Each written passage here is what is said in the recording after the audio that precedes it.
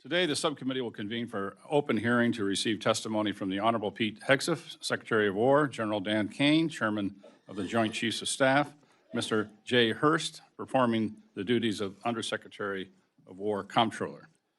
Mr. Secretary, General Caine, and Mr. Hurst, a warm welcome to you. Thank you for your service to our great nation, and I thank you for appearing before the subcommittee today.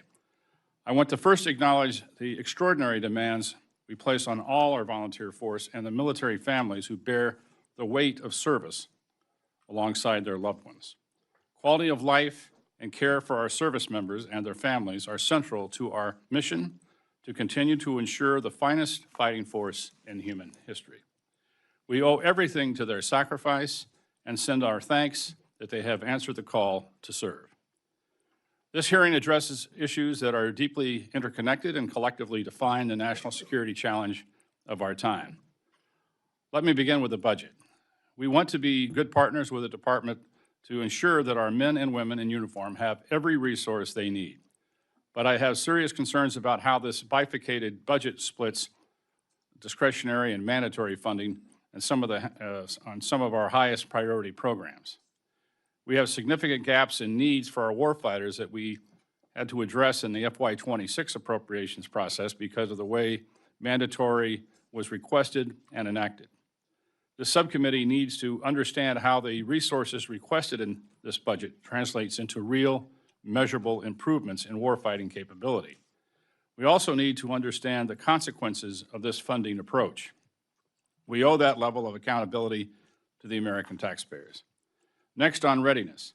The picture demands our honest attention. Across the multiple domains, including munitions, shipbuilding, innovation, and aviation, questions persist about whether we are building the depth and reliance required for a high-end conflict. We have made progress in some areas. I want to acknowledge the department's efforts to address these questions. However, progress is not the same as capability in delivering, and capability delivery is what we need at this moment demands. Finally, that brings me to the threat environment we currently face. The world has grown more dangerous, more complex, and more interconnected in its risks. China is modernizing its military at a pace and scale that is alarming. Russia continues to wage a brutal war of aggression, and while Iran and their proxies have been dealt a severe blow, they remain a threat. Threats to Taiwan, Ukraine, NATO, Israel, our partners in the Gulf, and our allies across the globe are not abstract concerns. They are tests of America's credibility and resolve. This subcommittee believes deeply in the power of deterrence, but deterrence must be credible and credibility must be funded. Finally, Mr. Secretary, both you and your deputy must be commended for your commitment to reforming, modernizing, and prioritizing innovation at the department. I've been here a long time. I've watched administrations come and go, and I promise you that there are bureaucrats who are trying to wait you out. You must demand accountability at every level of your organization to ensure that the change you have demanded is taking place. Your call to move more quickly, inject competition, allow new entrants to participate requires rigorous and persistent oversight. Otherwise, the forces in the Pentagon will simply snap back to the status quo, which does not serve our warfighters or the United States taxpayer. Again, thank you for being here. The members of this subcommittee take our oversight responsibilities seriously, and we believe the American people deserve straight answers on these consequential questions. I look forward to an honest conversation on how we are matching resources to priorities and honoring our commitments to meet the moment. Now I recognize the distinguished ranking member, Mrs. McCollum, for her opening remarks. Thank you, Mr. Chairman. Thank you for your courtesy of extending this, and thank you for your statement. We have a lot to discuss. Historical high budget request, the cost of the war in Iran. Mr. Secretary, I appreciate this year that you opened up a dialogue with Chairman Calvert, myself, and with our authorizing Senate colleagues. When we last met, we asked for information to help us determine what the department needs to ensure our national security. We are still waiting for the information. We've asked several times for a complete update on munition levels, and it has not been provided. This lacking of delivery timely information for the committee is appearing to become a pattern. We've requested briefings on the status of the funds appropriated for Ukraine. That took 6 months for us to be adequately briefed. The reconciliation bill, which was enacted on July 4th of last year, we still need the details of how the funds were allocated and that were not provided to us until a 10-month wait. 10 months we waited for that. Details have been provided on Golden Dome, but only $185 billion of the program, and that's the initial research and development. We still have no idea what the costs are following on for procurement or maintenance of the program. The department must do a better job of sharing the information with us. With respect to the war in Iran, Mr. Secretary, I saw your comments in the Armed Services Committee. It was disappointing that you referred to members of both parties as defeatists. I know you won't bring personalities into this at this hearing, and I will not questionize your patriotism, nor will you question mine. But the cost of this war continues to rise as forces remain in the region. The Appropriations Committee has a fiduciary responsibility to the American people, so we will ask serious questions that need to be answered, and that's our constitutional duty. Chairman Calvert and I have asked for a breakout of funding needs for Operation Epic Fury. We need to know the impact of what it's having on the services executing missions beyond the war. The department notified us that the standard fuel price for the services has increased from $154 to $195 a barrel. That's more we have to pay for fuel, then there's less money available for training and exercise that the services need to perform. And the department does not have enough general transport authority to cover these activities without a supplemental. We must understand the department, what it will do if a supplemental is not sent to the Hill or enacted. Now for the 2027 request. The baseline budget of the Department of Defense requests over $200 million over last year's enacted level.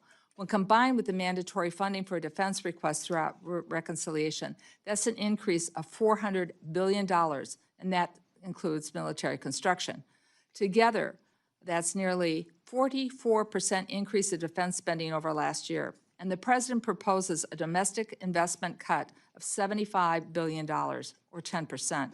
These cuts will have an impact on our national security in many ways, particularly cuts to education. The primary concern of the defense budget is that the administration split between discretionary funding and the appropriations control, mandatory funding that we do not control. Mr. Secretary, the administration is taking an enormous risk by asking for $350 billion in priorities through reconciliation. As we told you in our last meeting, reconciliation is not the best way to fund the department. Last year, reconciliation created broken glass, funding holes for vital programs that the appropriators had to fix, and that's why we need the information in a timely fashion. Most of your mandatory funding requests are for what you call presidential priorities: Golden Dome, drone dominance, munitions, the defense industrial base. What the administration submitted to us for these programs was a 28-page document, and that's not enough to properly explain $350 billion in funding. These programs will not be completed in one fiscal year, and they will have tails.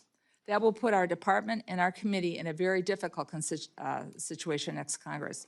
Finally, as the chair did, I want to take this opportunity to thank all of our service members, active duty, National Guard, and Reserve components. They serve with honor and distinction, and I want to especially acknowledge those who have served in harm's way, including those who have fallen and who have been injured in Operation Epic Fury. Their families need to know that we will never forget them and that they have our enduring gratitude and support. Gentlemen, I look forward to your testimony. Mr. Chair, I yield back. Thank you, Ms. McCollum. Before we hear from our witness, I'd like to recognize the distinguished chairman of the full committee, my good friend, Chairman Tom Cole, for any opening comments. Thank you, Chairman Calvert, Ranking Member McCollum, my good friend, Ranking Member Rosenlore, and all the members here, and welcome, Mr. Secretary and General Caine to the committee, and we appreciate all of you, and certainly you as well, Under Secretary Hegseth. I didn't mean to leave you out there. I joined Chairman Calvert and members of the subcommittee by saying at the outset of this hearing that the men and women of our armed forces are the finest in the world. They deserve our full support and our commitment to giving them the resources they need that will keep them ready for the fights of today and tomorrow. Without hesitation, I recognize that a strong, agile, and effectively funded Defense is not a mere priority, it is a necessity. The current threat environment facing the United States is as serious and as layered as anything I have witnessed during my time in Congress. The convergence of challenges from China, Russia, North Korea, and Iran demands that we all work together with a level of seriousness and urgency that frankly has not always characterized our defense debates in recent years. On the budget, I firmly believe that adequate and stable defense funding is a national imperative, and yet funding alone is not enough. Every dollar must reflect clear priorities, operational effectiveness, and strategic urgency. This subcommittee has a responsibility to ask hard questions about priorities, program performances, and whether the department's acquisition processes are keeping pace with the speed at which our adversaries are moving. To that end, I certainly associate myself with Chairman Calvert's concerns about a bifurcated funding of the Department of Defense.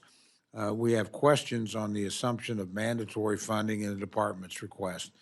We need you to be a partner with us on this front. Transparency and communication are critical to ensuring that we are aligned as closely as we can be with your needs.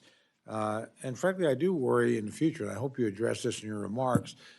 This is a second reconciliation package for defense, and that creates cliffs for this committee in the future. At some point, that funding disappears, and we would have a massive increase in discretionary funding to sustain it. So how we do that going forward, when we do that, is a major concern for this committee, certainly for me personally.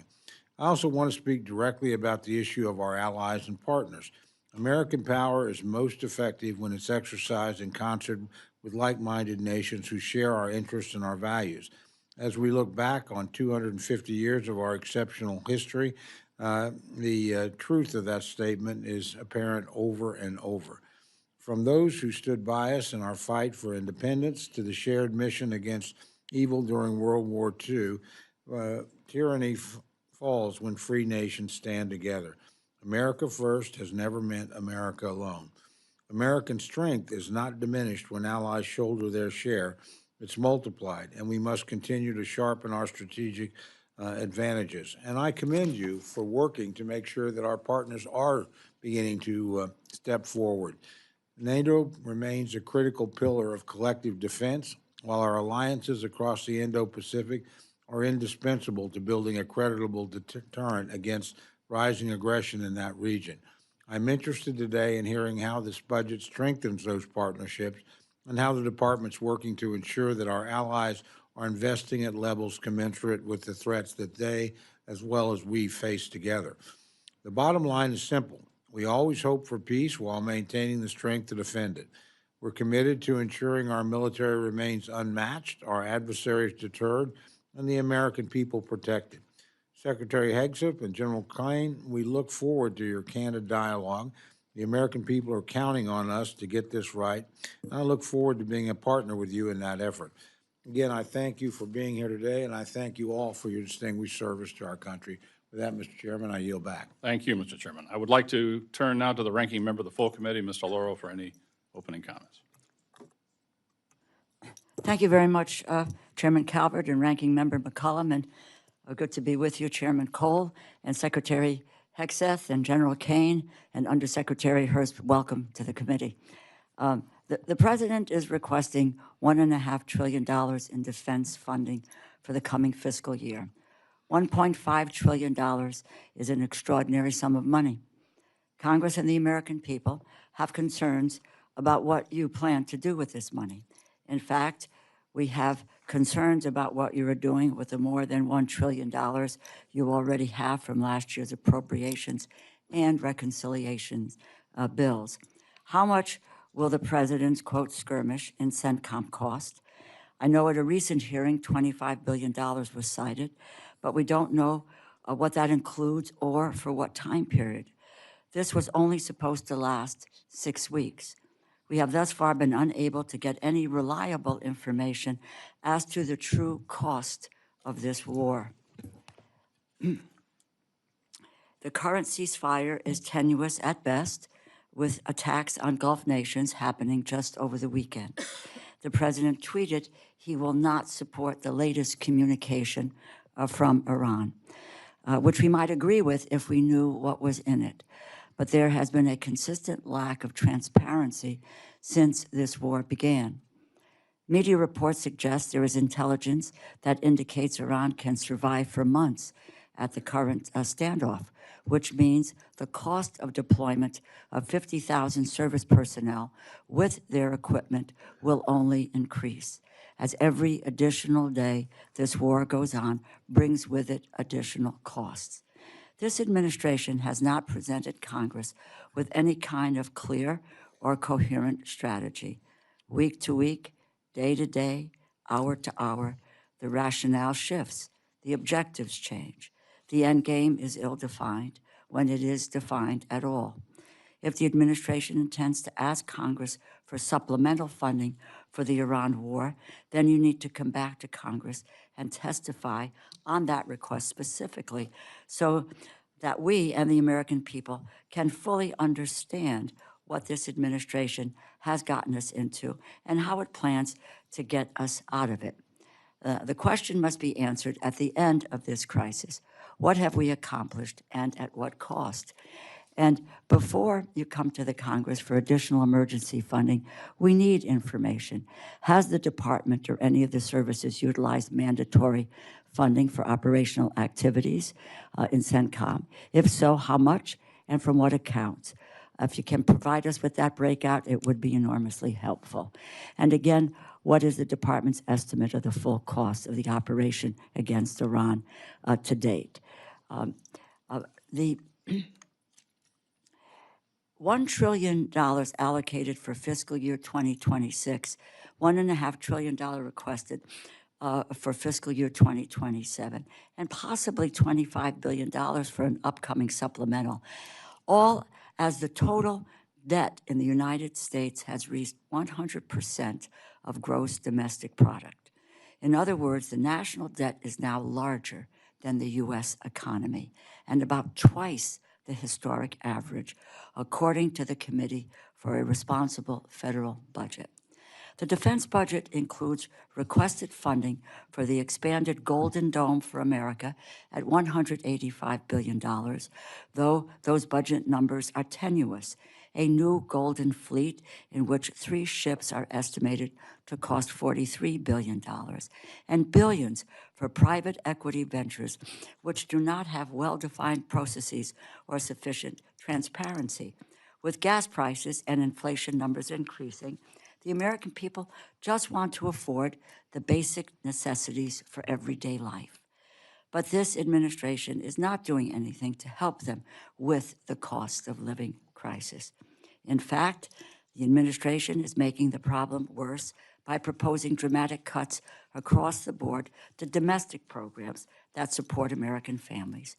We have the most powerful military in the history of humankind. I am extraordinarily grateful, as my other colleagues have pointed out, to the men and women of our armed services who sacrifice everything to keep us safe. Their devotion to duty is exemplary, and it must be matched by the seriousness and the sobriety of those at the very top of the chain of command. And right now, I worry if that standard is being met. I look forward to your testimonies today and hearing the answers to this committee's questions shortly. Thank you, Mr. Chairman, and I yield back. Thank the ranking member. We'll now begin witness testimony. Gentlemen, without objection, your full written testimony will be placed in the record. Secretary Hegseth, we begin with you for a brief summary of your remarks. Well, thank you, Mr. Chairman, ranking member, distinguished members of the committee. Thank you for the opportunity to testify in full support of President Trump's historic $1.5 trillion fiscal year 2027 budget for the Department of War. The President's budget request reflects the urgency of the moment, as was mentioned by many, addressing both the deferment of longstanding problems as well as positioning our forces for the current and future fight. I'm honored to appear alongside General Dan Caine, Chairman of the Joint Chiefs of Staff, and Jay Hurst, our Chief Financial Officer. And I'd like to start by thanking this committee and Congress for your partnership in securing the investments needed for a stronger and more secure America. A nation's ability to build to innovate, and to support the critical needs of its warfighters at speed and at scale is the foundation upon which its survival rests. However, upon taking office on January 20th of 2025, President Trump inherited a defense industrial base that had been hollowed out by years of America last policies, resulting in a diminished capability and capacity to project strength. Offshoring, outsourcing, cost overruns, degraded capabilities. Under the leadership of President Trump, our builder-in-chief, we are reversing this systemic decay and putting our defense industrial base back on a wartime footing. Urgency informs everything we do at this department. We are rebuilding a military that the American people can be proud of, one that instills nothing less than the unrelenting fear in our adversaries and confidence in our allies. We fight to win in every scenario. The $1.5 trillion budget request put forward by the President will build upon the historic $1 trillion FY26 top line and will continue to reverse the 4 years of underinvestment and mismanagement of the Biden administration. The $1.5 trillion budget will ensure the United States continues to maintain the world's most powerful and capable military as we grapple with a complex threat environment across multiple theaters. Not to mention, the budget also includes a historic troop pay increase, building on the pay increases this committee has given, and the budget eliminates all poor or failing barracks. Quality of life for our troops is front and center in this budget. By supercharging our industrial capacity and transforming how the department does business, we are restoring American commercial dominance at a pace unseen in generations, transforming the defense industrial base from the broken, slow-moving systems of the past. We have flipped the Pentagon acquisition process from a bureaucratic model to a business model, decisively moving from an acquisition environment paralyzed by bureaucratic red tape into an outcomes-driven organization focused on delivering the most for taxpayer dollars. And Mr. Chairman, you're right, it's a war of attrition against the Pentagon bureaucracy every single day, and we intend to win it. Over the past year, through historic multi-year procurement agreements, smart business deals, we have sent ambiguous demand signals to our industry partners to build more and build faster. The result has been a surge, a revitalization of our great American factories and massive reinvestment in the skilled American workers who serve as the industrial muscle behind our warriors. Let me briefly provide you with some concrete high-level metrics of what we've accomplished over the last few months. These are announced new facilities and investments to support American warfighters. The department has helped stimulate more than 250 private investment deals in 39 states, in 180 cities, in 150 different companies, worth more than $50 billion. This has resulted in 280 new and expanded facilities, more than 18 million new square feet of American manufacturing, and more than 70,000 new American jobs. These $50 billion in defense investments in new plants, assembly lines, and factories are private investments, not taxpayer dollars. By completely transforming our department's business model, American companies are investing in America with their own capital, a historic demonstration of American manufacturing and defense revitalization, all with their money, not Uncle Sam's. This has never been done before and is long overdue from a bureaucratic model to a business model. These investments equal great things for America, American families, and American workers, and help us ensure our warfighters can defend this great country. Together with the help of the policy updates and appropriations passed by Congress, President Trump's War Department has begun to turn the lights back on in manufacturing towns across this country to forge a lethal arsenal of freedom. Where our critical supply chains are threatened, the Department of War has acted decisively to inject capital, stimulate production, and prevent adversarial exploitation. We are firing up the American economic engine at every level of the defense industrial base. Every policy we pursue, every budgetary item we request serves to ensure that this department remains laser-focused on increasing lethality and survivability of our fighting force from the front lines to the factory floors. This is admittedly a historic budget. It is a fiscally responsible budget, and it is a warfighting budget. Under President Trump, we are restoring the unbreakable might of American manufacturing that we will need for generations. We are providing for our warfighters, and we are putting the people and interests of this country first. May Almighty God continue to watch over all of our troops, and may we honor the legacy of those brave Americans that we've lost. That is our sacred mission that we will continue to execute on. Thank you again to this committee for your partnership, and we look forward to answering your questions. Thank you. Thank you, Mr. Secretary. General Caine, you're now recognized for your remarks. Chairman Calvert, Ranking Member McCollum, Chairman Cole, Ranking Member DeLauro, thank you for having me, and to all the members of the committee, thank you for having me. I'm honored here today to testify alongside the Honorable Pete Hegseth and the Honorable Jay Hurst on the President's fiscal year 2027 budget. And I'm grateful for the opportunity to speak about the foundations of America's strength, the 2.8 million members of our joint force. I am continually inspired by the soldiers, sailors, airmen, Marines, Guardians, Coast Guardsmen, and civilians standing the watch for our nation, supported each and every day by their families.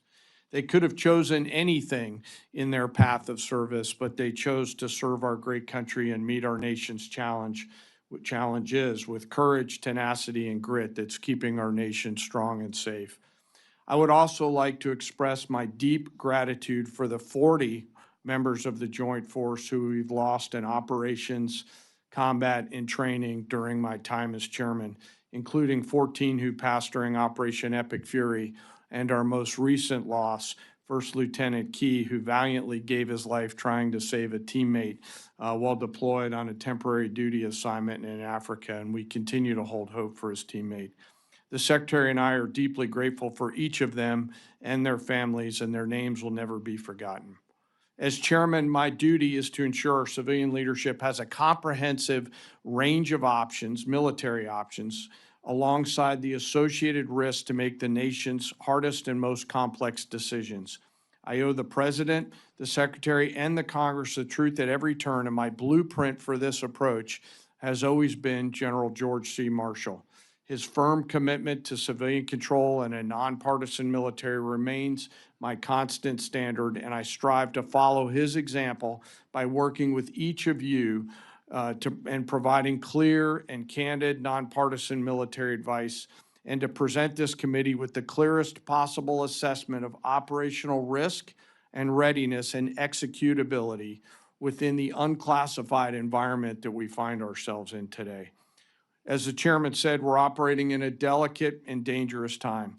Global risk is scaling, and the complexities of the modern battlefield demand America's constant adaptation and innovation. America's joint force is operational at its core, purpose-built for the realities of a complex world. We're organized, trained, and equipped to execute the most demanding missions across the globe with unrivaled precision. And over the last year, our warfighters have consistently demonstrated exactly what it means to be the most capable, adaptable, and professional military on earth. We are able to accomplish this highly complicated work because we draw from a deep, enduring reservoir of training, professionalism, and commitment. Our ops tempo is high, but we're designed to sustain it, rebuilding our strength continuously. We rebuild readiness every day. We train every day. We learn and sharpen our edge every day. And driving this pace of change and maintaining our superiority requires timely, predictable, and sustained investment and a partnership with this committee and the broader Congress, and I appreciate that. And the resources that we'll discuss today are critical to modernizing the joint force and ensuring that if whatever threats emerge or when called upon, our nation can win. The President's budget supports the Department's goals of recharging the defense industrial base and the national industrial base while enhancing our military readiness. We will continue to ensure our warfighters are properly armed, globally integrated, and ready, while always taking care of our most precious thing, and that is our people. And while advancing the hardware and technology essential to fight, it's the character and competence of our people, particularly the 1.8 million members of our enlisted force who make us proud every day. And they're represented today by the Senior Enlisted Advisor to the Chairman, United States Navy SEAL Dave Isom, sitting behind me. While we face dynamic and dangerous times, I have absolute trust and confidence in our people who every day execute the most challenging missions with quiet professionalism. And coupled with the American spirit to outthink, outcompete, and relentlessly innovate, we will maintain our decisive edge, but doing so requires your continued partnership. It is also graduation season, where we welcome a whole bunch of new members to the Joint Force, to include members like Second Lieutenant Archie Dennis, United States Army, who along with his Citadel classmates in South Carolina joined the Joint Force this weekend. And I welcome he and all the other new graduates to the Joint Force. As I close, I humbly ask that we remember right now our deployed teammates out there doing our nation's work, going out into the darkness to do the things that we ask them to do. And I ask, as always, that we remember not just the 40 fallen that I mentioned earlier, but all of our nation's fallen and their families who soldier on. Thank you, and I also look forward to your questions. Thank you. I want to ensure each member has a chance to ask questions, so everyone will have 5 minutes for their remarks. I'll begin by recognizing myself for 5 minutes. Secretary Hegseth, for decades, Congress and the department have sought acquisition reform and innovative technologies. It's only since FY24 that the level of investment started to catch up with the rhetoric. The FY27 budget request includes over $950 million for the Defense Innovation Unit, $54.6 billion for the Defense Autonomous Warfare Group, $580 million for the Joint Interagency Task Force 401, and for the counter small UAS. And I believe these investments will deliver overdue capability. And this subcommittee will continue to work with you to ensure success. I also note there's only $100 million for the accelerate the procurement and fielding of innovative technology. That's surprisingly low given APFIT's success. The subcommittee will continue to support APFIT as we have in the past. I invite you to join me at the APFIT Day on the Hill, July 21st, to see firsthand how APFIT is delivering capabilities to the warfighter. Consistent with the desire for injecting innovation at scale, for decades there's been increasing demand for increasing resilience in the industrial base, and more specifically, the supply chain. The FY27 budget request includes over $20.2 billion for the Office of Strategic Capital and $30.4 billion for the Defense Production Act. As you're aware, we're working closely with the industrial-based policy team on the Civil Reserve Manufacturing Network to ensure the department can qualify and certify second and alternate sources to maximize American manufacturing. With exception of DIU and the Joint Interagency Task Force 401, most of the investments listed are in mandatory funding. What was the strategy to heavily rely on the mandatory funding sector in this budget? Well, thank you for the question, Mr. Chairman. And I would, first I would thank you and this committee for your efforts on acquisition reform, many of which had not been embraced by the department before, and a lot of templates on the table that were there for us to fall in and run fast with. And so speed, scale, cutting red tape, reducing requirements where we can, looking at things like DIU, Replicator, now the DOG, the Defense Autonomous Warfare Group. All of those were born of collaboration with the committee and efforts of now reformers we have in the department who are ready to run with it. As it pertains to the budget, I think there's a reality in this town of what can get done and how it gets done. And in a perfect world, everything would get done in regular order and with a $1.5 trillion top line, but there are a lot of challenges and dynamics, some of which I don't control. And ultimately, we look forward to working with the committee to ensuring, however it shakes out, that it's with full transparency with you and maximizing options for the department. And I think the reconciliation last year was a new vehicle, so it took some time, especially because we're doing new things, Office of Strategic Capital, different avenues. So figuring out how to deploy that took longer than we'd like, but we're committed to ensuring this year, with that as a vehicle, a part of it, that we do it in concert with you to ensure the most important things, whether they're in that or in regular order, are included in the budget.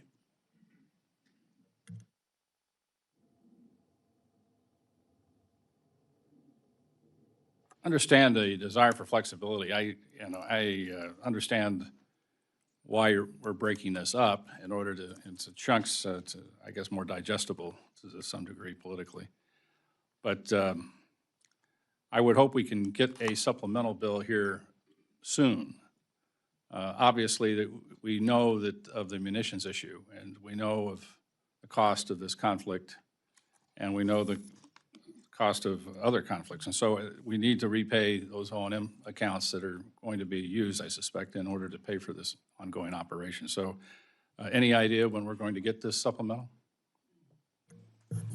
We're well aware of all those dynamics. I think, first of all, the munitions issue has been foolishly and unhelpfully overstated. We know exactly what we have. We have plenty of what we need. And the reason we're accelerating a lot of this is because the department's been static in how it does this kind of business, not to mention the amount that was given to Ukraine for years and years. So we are getting after changing that dynamic so that we're not getting 100 more of something, but the companies are investing so there's new plants, so you're getting 2x, 3x, 4x of those munition in future years, because that's what we need, that's what our allies and partners through FMS require, and we just haven't been delivering it. So we're in good shape on that front. Whatever we think we need, we will submit. But I'll say, even in the conduct of the conflict, working with the chairman and Admiral Cooper, ensuring that any munitions we're using, we know what we're trading off of to preserve capabilities so we have maximum optionality across the globe, which we do. Again, though, it would be helpful to get the supplemental sooner rather than later, for we can get to work on it. And now recognize Ms. McCollum for her question. Thank you, Mr. Chair. Mr. Secretary, the House Armed Services Oversight Hearing, Mr. Hurst stated that the costs for the war for Operation Epic Fury are at $25 billion. Am I correct with that number that you used at the hearing, Mr. Hurst? Yes, ma'am, that was the cost at that time. At that time. I would request that you provide the committee in writing the specifics of what the department will be requesting in the supplemental and the breakouts for the following costs. We talked munitions, and Mr. Secretary, I think we'd have a more robust discussion on that if we were in a classified setting, but I respect what you shared with us. But this is what I'd like. A breakout for military personnel, operational activities, additional maintenance for deployed ships, munitions used, equipment lost, and updated fuel costs. Now, we need to know the funding required to cover the damage to the U.S. facilities, and if there are any agreements from our regional allies, we hear things in the press, that would be helping for any new facilities or improvements in CENTCOM. Now, Mr. Hurst, here's the rub. We need that by June 11th. We mark up our bill. And some of these are not new asks, but I thought I'd drill down and be just a little more specific for you. So I know you're going to do your best. We'll take the homework assignment in pieces. Anything you can provide would be great. Now, under the War Powers Resolution, the administration has 60 days to conclude activities unless Congress has declared war or provided authorization. Congress has not done that. And I know there's different opinions and it changes from day to day whether or not the War Powers clock is paused. But this law states beyond May 2nd, the administration needs congressional authorization to continue military operations. And the president just recently said yesterday that Epic Fury is not over. Military operations have continued. We have a naval blockade, and both sides are exchanging fire. And they did so over the weekend. Speaker Johnson, in my opinion, should put an authorization on the floor this week. But Mr. Secretary, if Congress does not authorize, if we don't authorize this, to continue military operations against Iran, you're going to have a plan put in place to draw down our troops, to reset the region, to protect our assets. I'm wondering, and that might be in a classified situation, but could you provide this committee with Plan B? Because if we go there, we're going to have to reset our budget after June 11th if the War Powers Act, in my opinion, should be invoked and it comes to Congress. But we don't know what the outcome would be. Do you have a Plan B? Ranking Member, I would say we have a plan for all of that. We have a plan to escalate if necessary. We have a plan to retrograde if necessary. We have a plan to shift assets.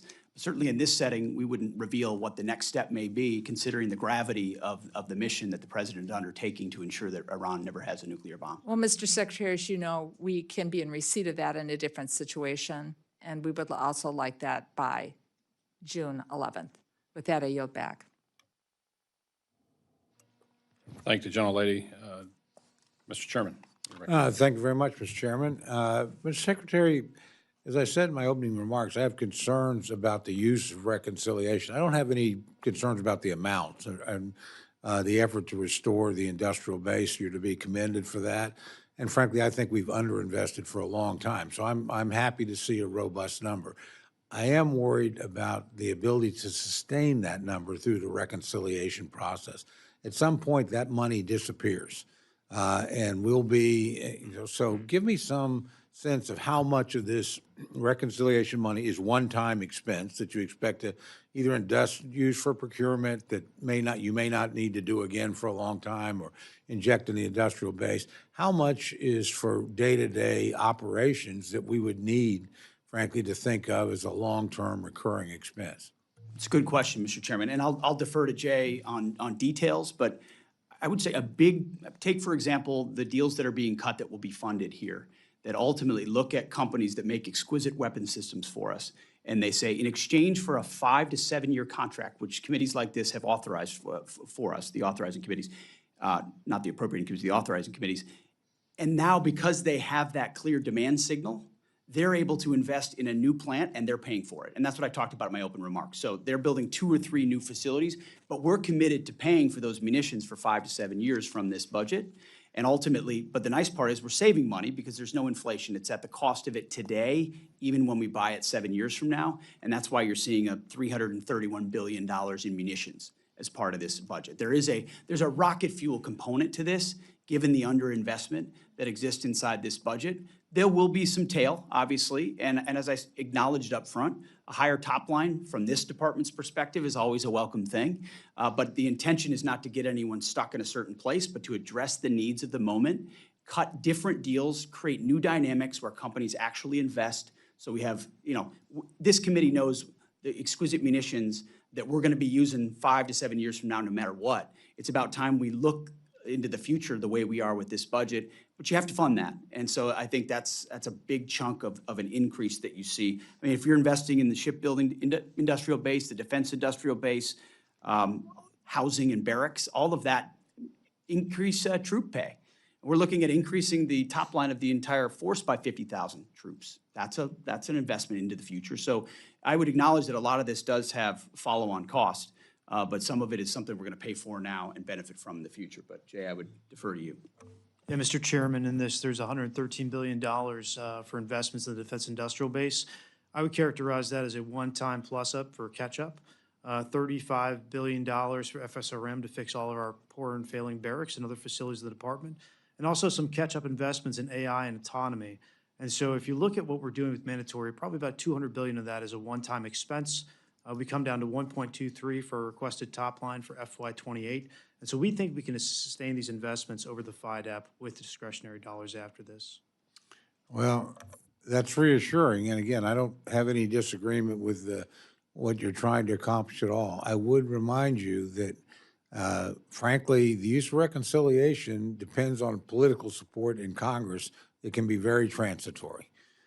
So it's a high-risk strategy as opposed to building things into the baseline.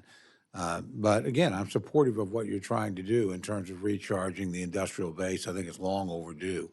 Let me ask you a specific question, and you may want to get back to me on this, I don't know, but we've had some discussion over, we lost one E3 on the ground, thank goodness. It looks like no crew loss. This committee's been interested in investing in the E7. The Pentagon signed a contract for 5 additional planes, not in the Air Force budget.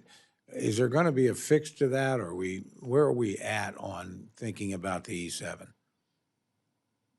I'm well aware of that dynamic. I know our department had taken the position that it was airborne or other satellite ISR that was probably going to be capable of a lot of that in the future. But I think that mindset was indicative of a mindset that we've shed, which is the divest to invest mindset, which was an austerity mindset, that we're going to get in continued resolution after continued resolution. So we got to get rid of these platforms in order to invest in these platforms. And there are gaps that need to still be filled. And there are systems that still need to be funded that are used on the battlefield right now, say MQ-9s, A-10s, you name it. I think this and the E-7 is one of those. So we've actually sent a budget amendment to OMB to add that. I think it has a future. It has a place on the battlefield, and we'll get more information for you on that as well. Well, I appreciate that, and I particularly, though, appreciate the mindset. I think you're 100% right. I've seen this over and over again about eliminating platforms on the idea we would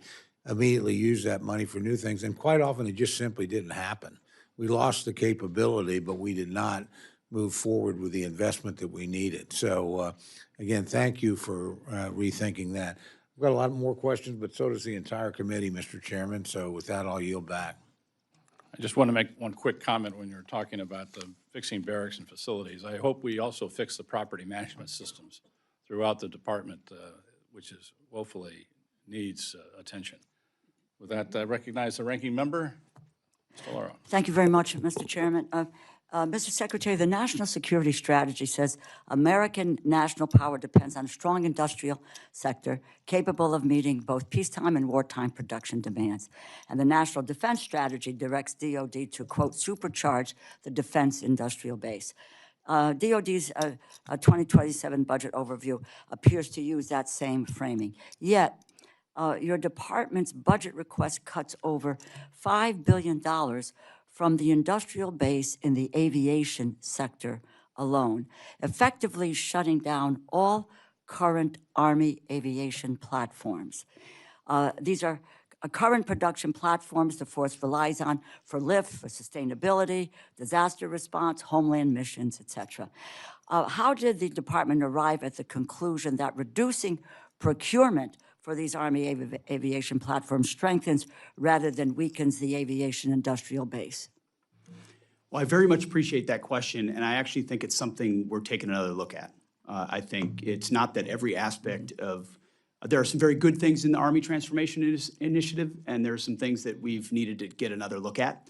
And so I think you'll see a review of some of those things, and we'll get back to you on that. Of the aviation sector? Yes, ma'am. Okay. And with that, but was there an analysis about the impact of the requested procurement reduction? Did you all do an analysis of production line suppliers, workforce, restart risk prior to the decision to cut the funds? We'll get that from the Army and get that to you. I don't have it in front of me, but I would imagine Okay, something was done. very, very much would love to see that before the subcommittee marks up the appropriations bill coming up. Let me just quickly, can you provide the committee in writing the department's assessment of the minimum sustaining production rate for the Black Hawk and Chinook industrial base, the supplier-based risks associated with this budget request, and the funded mitigation plan if production falls below those levels?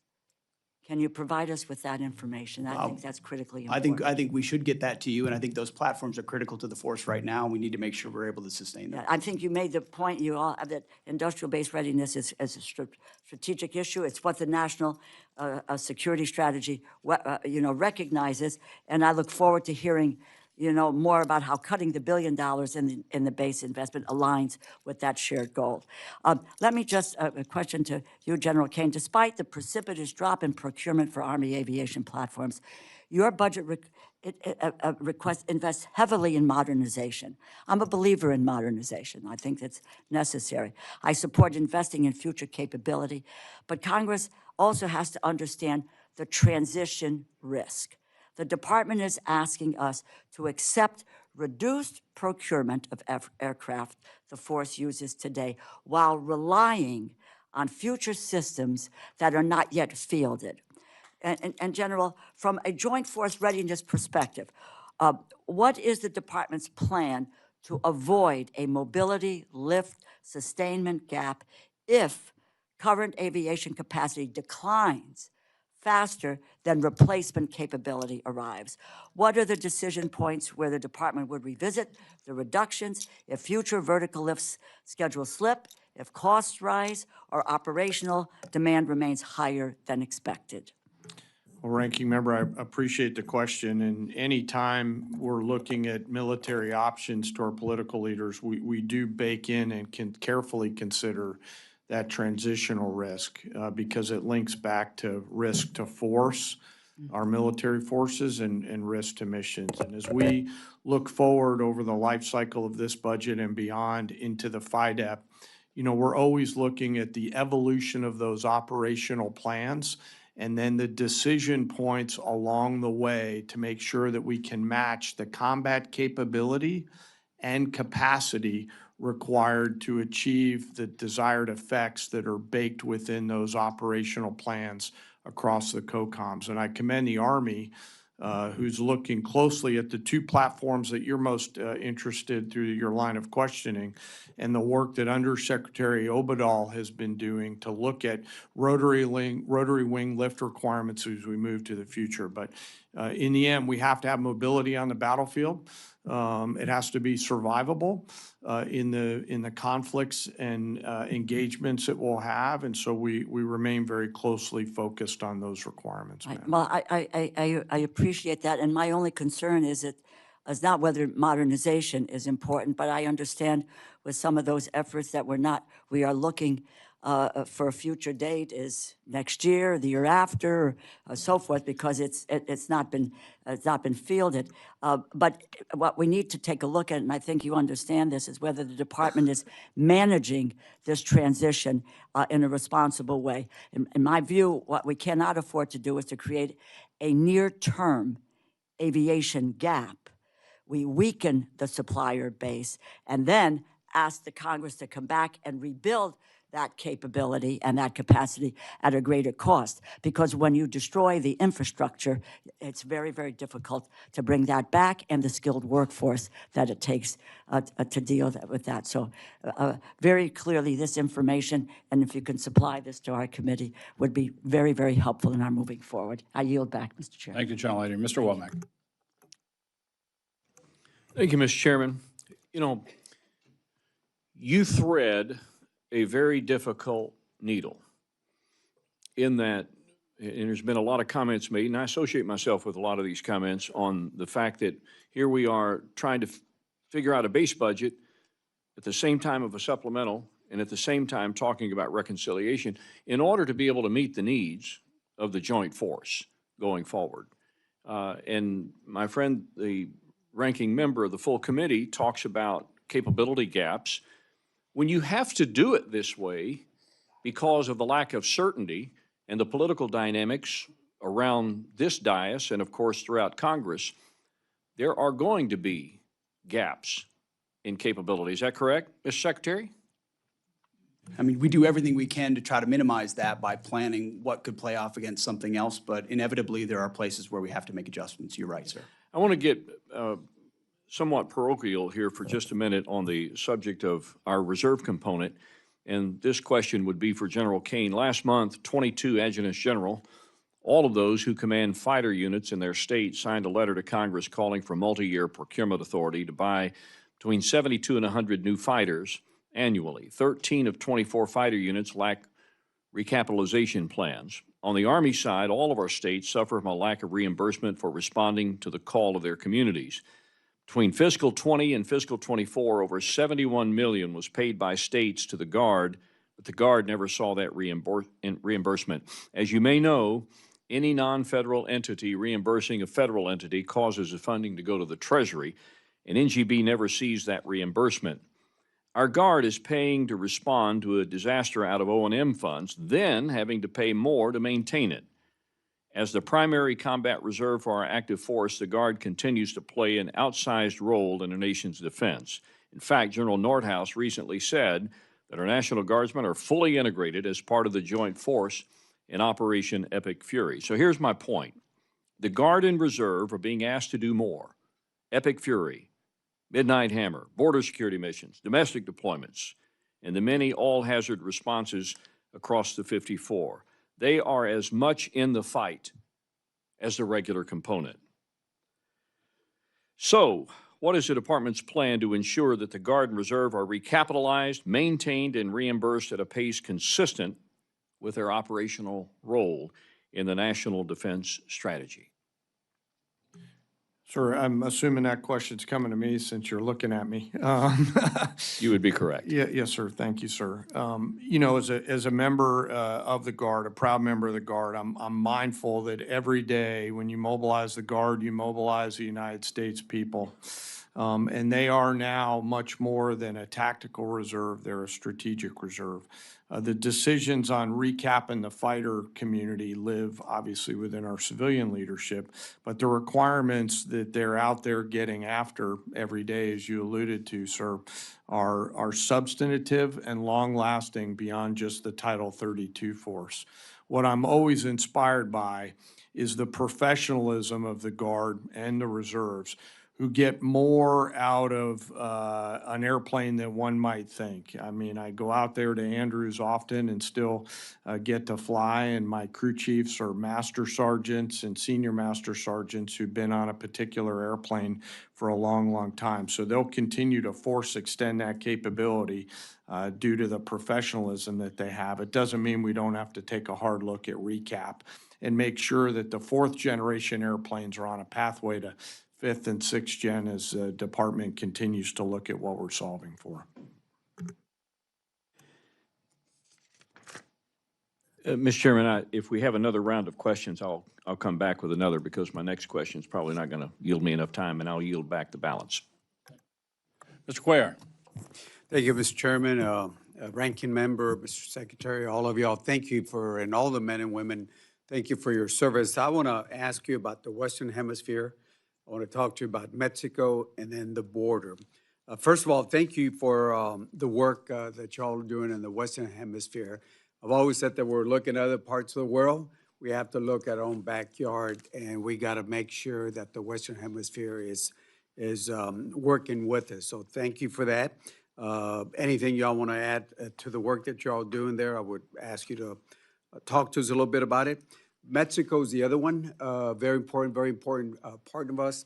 Congressman Michael McCall and myself were down there. We pushed for the Special Operation Forces, SEAL, to do training exercises. And for the first time, we actually have military forces in Mexico, which is very unique. And again, congratulations on that. If you can tell us what they're doing, and we need to see more of that. We also have, talking about the Guard also, we have I believe the California Guard is now for the first time a partnership with Mexico. We've been pushing, I've been pushing Texas, but California got there before we did, but that's good. And talk a little bit about that. Also on the border, I want to thank you and the men and women of Joint Task Force Southern Border for the work that they're doing on the homeland. They're in my area, Laredo and other places. But I want to draw your attention to one particular threat, that is the accelerating demands. The cartels are not only watching what's happening in Ukraine, but they're learning from it. And we're hearing from credible reports about cartels looking at fiber optic drone systems. And we all know what that is. And my question is, what is the department doing to get ahead of this threat? How are you investing in the counter-UAS capabilities to defeat fiber optics drone systems? And what lessons are we learning from what's happening? You know, the procurement, the bureaucrats, without due respect, it takes a long time to get our systems. Over there, the cartels, they got the money. They don't have to go through a procurement system. They'll just buy the drones, and they're out manning us on the Mexican side along the border. So thank you, and if you can address that, or the chairman also. Well, thank you, Congressman. I very much appreciate your efforts in this realm for a very long time. And I think you see in the national security strategy, the national defense strategy, Western Hem and Homeland is priority number one. We may pace to the ability on the first island chain, but priority number one is here. And you've seen it through America's Counter Cartel Coalition and getting after the designated terrorist organizations that are trafficking drugs and humans into the United States, something you've been talking a lot about. And that's the beginning of our defense in depth. It starts down there where they produce and where they move And then into Mexico, where we have had an unprecedented amount of partnership, and we appreciate that. We would encourage Defensa and Marina to continue where they can to partner and do more. That's the expectation of the United States government, of the Mexican government, is step up so that we don't have to. And then sealing that southwest border is the defense of the American people. It's the defense of the homeland, and when you talk to the troops that are down there doing that, they're proud of it.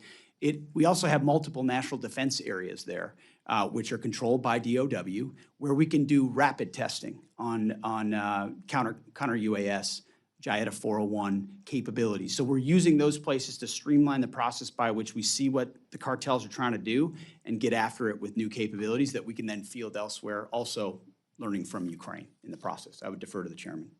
Sir, I'll just add a few things onto this. It's the Russia-Ukraine lessons learned and the application of those lessons by other actors like cartels is one we're focused a lot on. It's going to require a whole of government effort. As the Secretary mentioned, we do have Joint Interagency Task Force 401, led by an incredible Army one-star Brigadier General Matt Ross, who's focused solely in a chairman's controlled activity. So 401 reports up to me and in turn then to the Secretary to make sure that we're entrepreneurially looking at how to sense, see, detect, and defeat the range of small UAS threats. General Ross was just out in CENTCOM looking at some of the challenges that they're having over there. It'll continue to be an area of significant focus for the Joint Force, sir. Well, my time is up, but I want to ask you to continue working with Mexico. You do have unprecedented partnerships, but the more we can push them, they're allies. There's a historical sensitivity, we know why, but the more you can push them to get them to work with us, that would be great. Thank you so much for all of y'all. Thank you, gentlemen. Chairman Rogers. Thank you, Mr. Chairman. Secretary Hegseth, General Caine, Mr. Hurst, thank you for being here, and thank you, more importantly, for your service to the country. The 2026 National Defense Strategy makes clear that China is the pacing challenge, and this budget request puts real resources behind that nomenclature, including $11.7 billion for the Pacific Deterrence Initiative. My concern is that we're not just competing against China's military capability.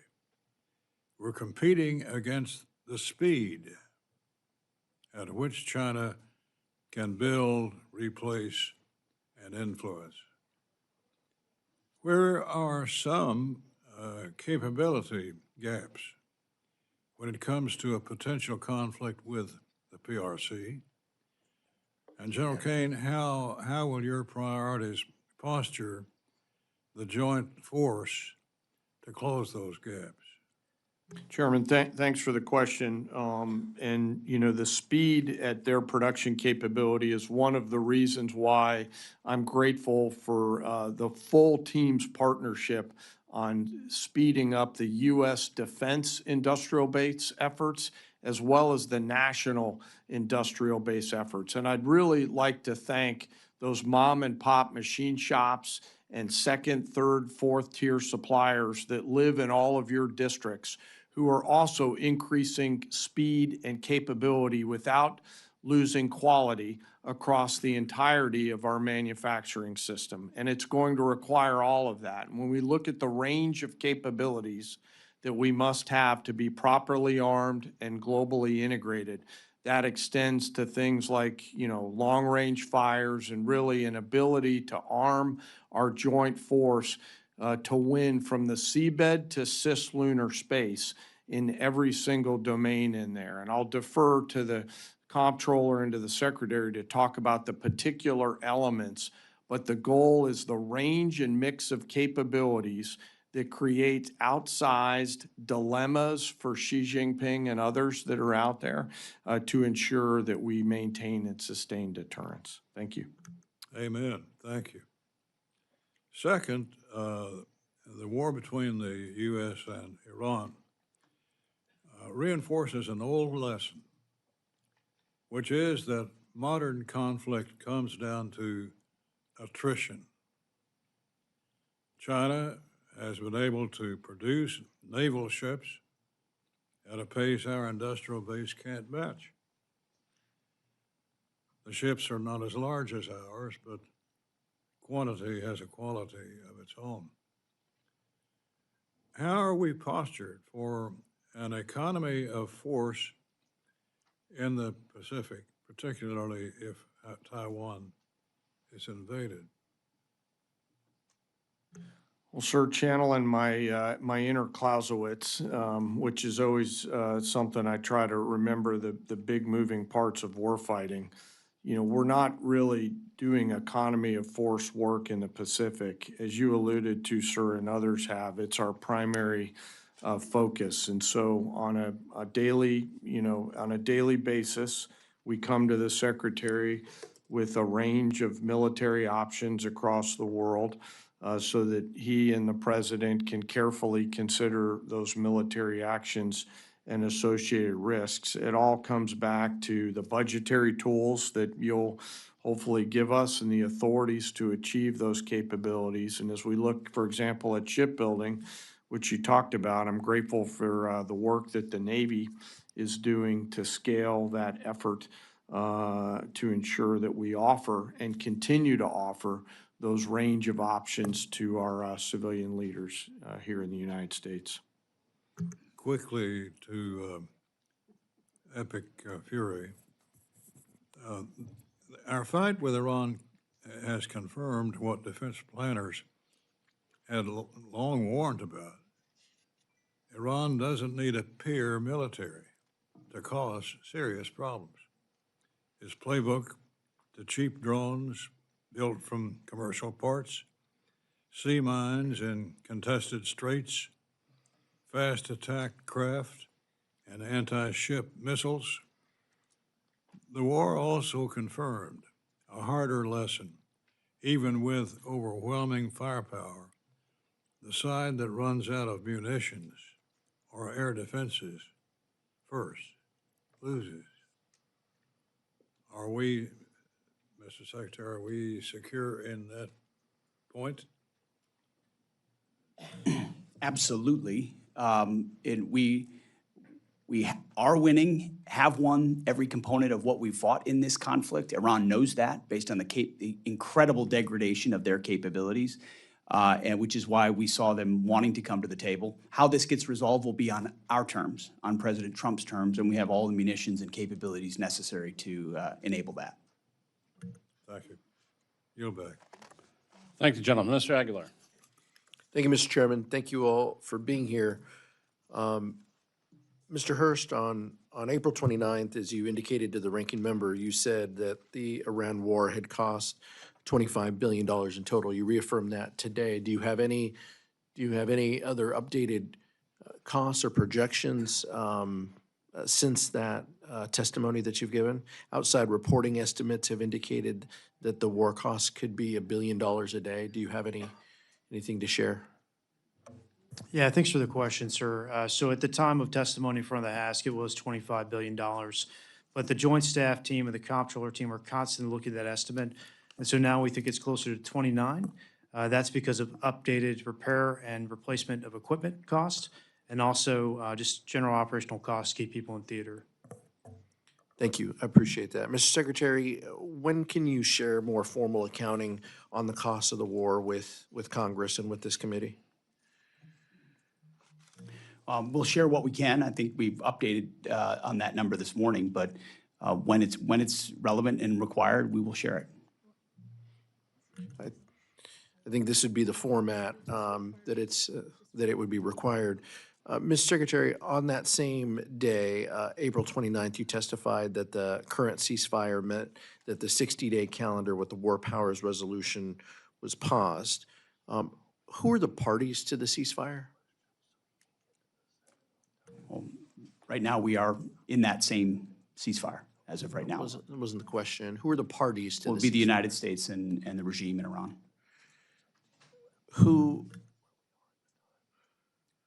how many pages is the ceasefire? What deal points? I'm not asking you to share the contents. I guess what I'm trying to ask is, how do we know that the ceasefire is active or not active without any documentation?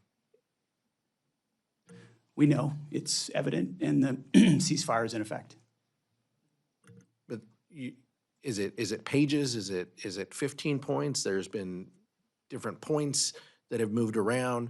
Is there any other, how do we know you just trust that the president knows that the ceasefire is active or not active? As you know, for the most part, a ceasefire means the fire is ceasing, and we know that has occurred while negotiations occur, and there are lots of different discussions with our negotiating team that are happening. I'm there when those discussions are occurring, different drafts, different perspectives. So it's a very dynamic situation where a negotiated settlement could be the outcome here, where Iran does not have nuclear capabilities. And from the Department of War perspective, we're here to support those options. On May 5th, you announced the launch of Project Freedom, which is a new exercise where CENTCOM will help coordinate ship traffic and guide commercial ships through the strait. President Trump then announced the operation concluded that evening. Now it seems that we may be revisiting that. Can you give us the latest on Project Freedom? Well, as it pertains to battlefield options, we don't disclose those types of things, but ultimately, as the president stated publicly in his truth, at the request of the Pakistanis and given the options in the negotiation, it was paused, and it's an option we could always recommence should the commander-in-chief want us to. Is the theory to create more ceasefires or more projects just to evade the War Powers Act? The theory of the entire case is to prevent Iran from having a nuclear weapon. And if that has to be done kinetically and militarily, the Department of War is locked and loaded and ready to do that. If it happens through Project Freedom, where you move commerce through, if it happens through a negotiated deal, the president was very clear, even yesterday. This is actually quite simple.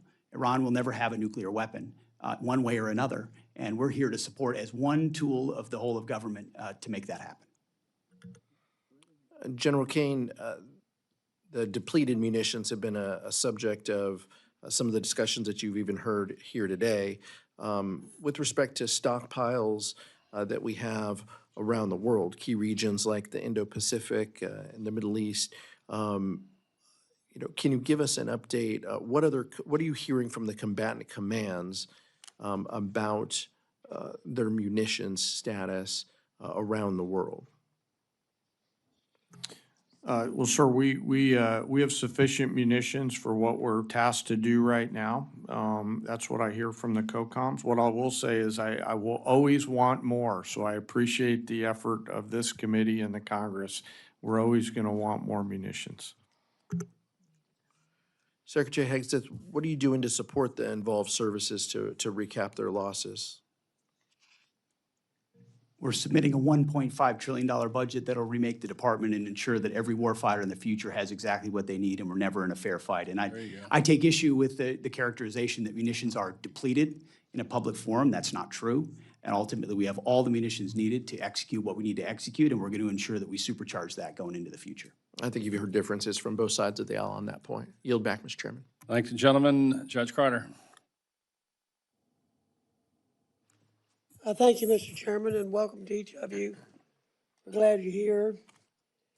Start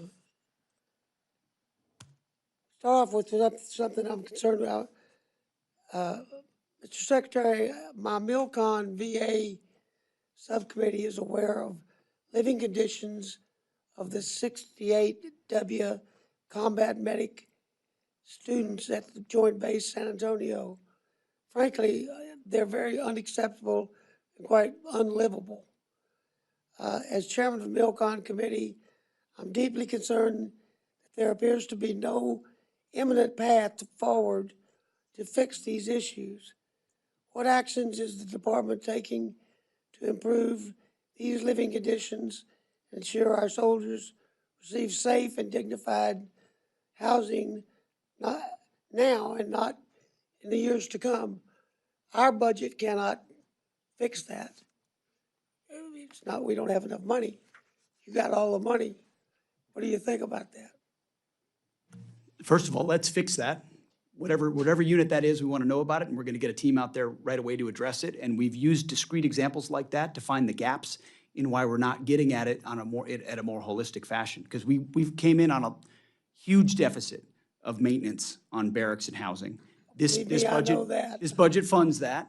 We're also going to pursue MilCon reform, because in too many places, we're trying to build things around MilCon as opposed to using MilCon, because MilCon is so bureaucratic and slow in its process. So we look forward to working with you to fix that, not just this discrete barracks issue, but where we found them, we fixed it, and then we've energized the system through a barracks task force to flow money exactly where it needs to go. And I'm a champion of speeding up MilCon everywhere we can. And I've been out to Guam and some of those places, and we got a lot of needs out that way. I mean, and we're way beyond what our budget will sustain. But I have another question for you. I represent Fort Hood, the home of the 1st Air Cavalry Division Brigade, operating Apaches, Blackhawks, and Chinook helicopters. And I'm concerned that the FY27 budget request does not support these programs, essentially zeroing out funding across the 3 platforms, despite the Army stating that we're going to use these aircraft and they will operate for decades to come. With that, the Chinook has no replacement for heavy lift mission. Now, will the department manage aviation modernization, and how will they do that without creating readiness problems and capability gaps in the future? Because the planned future lift is not like the Chinook. Sir, I think it's a very fair point. I think it goes to the previous mindset of divest to invest. That was an austerity point of view that we inherited at our department. We've made some changes at the Army. We might have a slightly different view of the Army Transformation Initiative.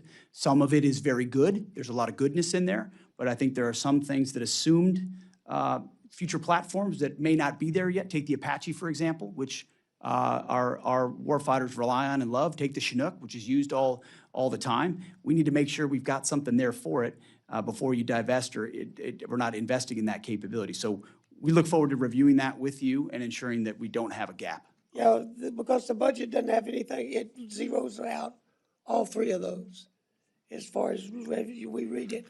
Well, then I'll take another look at that with our team. Okay, thank you, Mr. Chairman. Thank you, gentlemen. Mr. Case. Thank you, Chair. Mr. Hurst, what is the total replacement cost of the material that we have expended in Iran to date? By the way, by material, I refer to munitions, I refer to, planes, to drones, to stuff that we keep in our stockpile. Yeah, I'll exclude military construction from this because we don't know what that's going to look like in the future, but I would say it's around $24 billion. Okay. Replacement and repair. And that's through what date? That's our current estimate. Okay. I'm looking at a report in the public sphere from CSIS dated April 21st, which calculates estimated aggregate unit cost of 7 precision systems. So I'm talking, Tomahawk, JASSM, PrISM, SM-3, SM-6, THAAD, Patriot, those 7 at about $25 billion. Does that sound about right? I mean, you're projecting everything at about 23. Yeah, I'm most confident in our projections on munitions cost. That's the easiest thing to calculate. So that number sounds a little high to me for that stage of the war. Okay. We've lost about 39 aircraft, according to a report in the war zone, and that's an old one that's almost 1 month old. Do you have a replacement cost on all of those aircraft? Now, understanding that some of that aircraft is not replaceable, but presumably you would have to replace it with some kind of capacity. There are costs there, sir, but I want to get back to you in writing and what they specifically are, because as you can imagine, repair of aircraft is something that's very hard to calculate. We want to do a full diagnosis of the aircraft before we estimate that cost. Okay, but that's not in your estimate of somewhere around 29 cost of war that you gave us? That's included, that's what we have right now. Oh, I see. That is part of it. Yeah, but it's an estimate, especially for repair costs, and so that could change over time. Okay. And you did talk about MILCON, which was a question that I had. Do you have any, because I mean, we've obviously suffered major damage to our infrastructure in the Middle East. You don't have a MILCON estimate yet? We have a lot of unknowns there. We don't know what our future posture is going to be. We don't know how we construct those bases, and we don't know what part our allies or partners could pay into the MILCON cost. And so we don't have a good estimate for that at the time. Okay. What about fuel? Is that a major calculation in your cost of war, fuel used, depletion of fuel reserves, replenishing that reserve? We wrap that into our operations and maintenance costs. Okay, which is that's a included no in the on that. 29. Okay, going to your FY '26 budget request, you've got procurement. Let's just focus on procurement because that's what we're talking about largely. You've got $413 billion, which in and of itself is an 84% increase over FY '20. I'm sorry, I'm in 27, 27 versus 26. And you have 38% of that total procurement request in reconciliation. Does that reconciliation request include anything from the war in Iran? Obviously, we're buying things in the reconciliation requests that are being used in the Iran conflict, including munitions. There's over $40 billion in a munitions request and reconciliation, and so that would be part of the replacement. Okay, so what I'm trying to get at is your reconciliation request in FY '27 related to Iran, or is it not related to Iran, or what? It's not Is it all? related. You know how long our budget generation process is and the appropriation cycle, and so Correct. we completed this before the Iran conflict started. Exactly. Okay, so what you're coming back to us with is not the the reconciliation is not about Iran. The reconciliation is about assumptions that were made before Iran. It's about making a generational investment in the joint force and building military readiness. That's what our Okay. budget request is. Okay. I'm going to get back to some of the questions that were asked earlier, which is, what is the assumption that you are making in terms of future reconciliation bills in future fiscal years?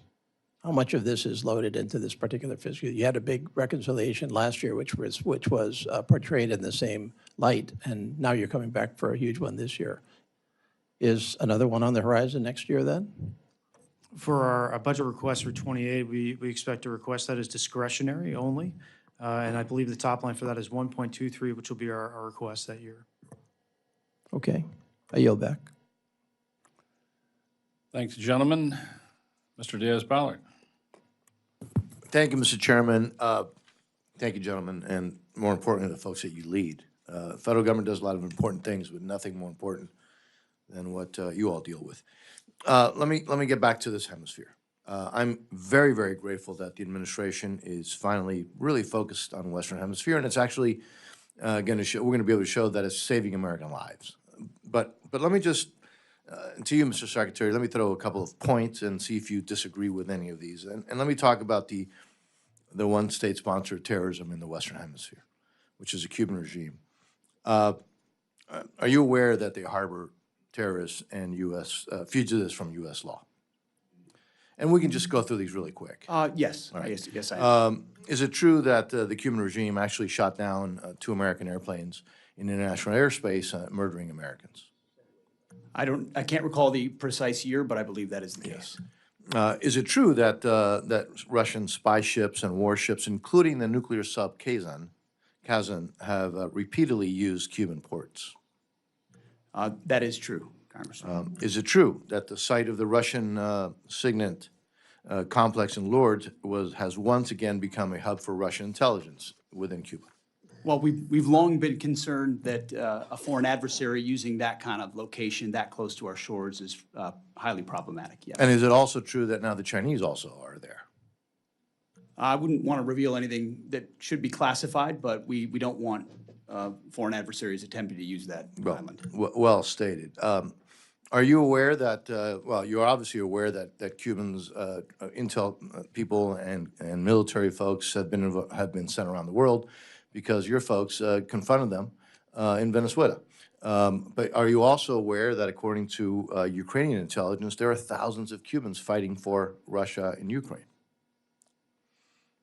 I was not aware of that particular fact, but I am well aware that Cubans have been around the globe, to include attempting to defend Maduro in Venezuela. So that is something they've done for a long time, yes. You're also aware, Mr. Secretary, that, well, even stated by U.S. intelligence, even during the Biden administration, the Trump administration, the previous administration, the Obama administration, that Cuba has been designated as one of the 4 most advanced espionage operations against the United States, and that they share intel with other adversaries of the United States. That all very much sounds right, sir. And again, we're not in a classified setting.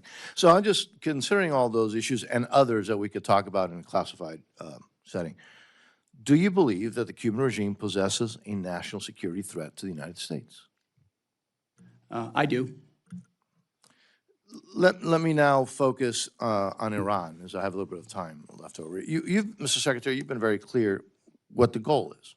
But the goal that you're saying is not the goal that just this administration has had vis-a-vis Iran. It's been the goal of multiple presidents of the United States, right? Iran cannot have a nuclear weapon.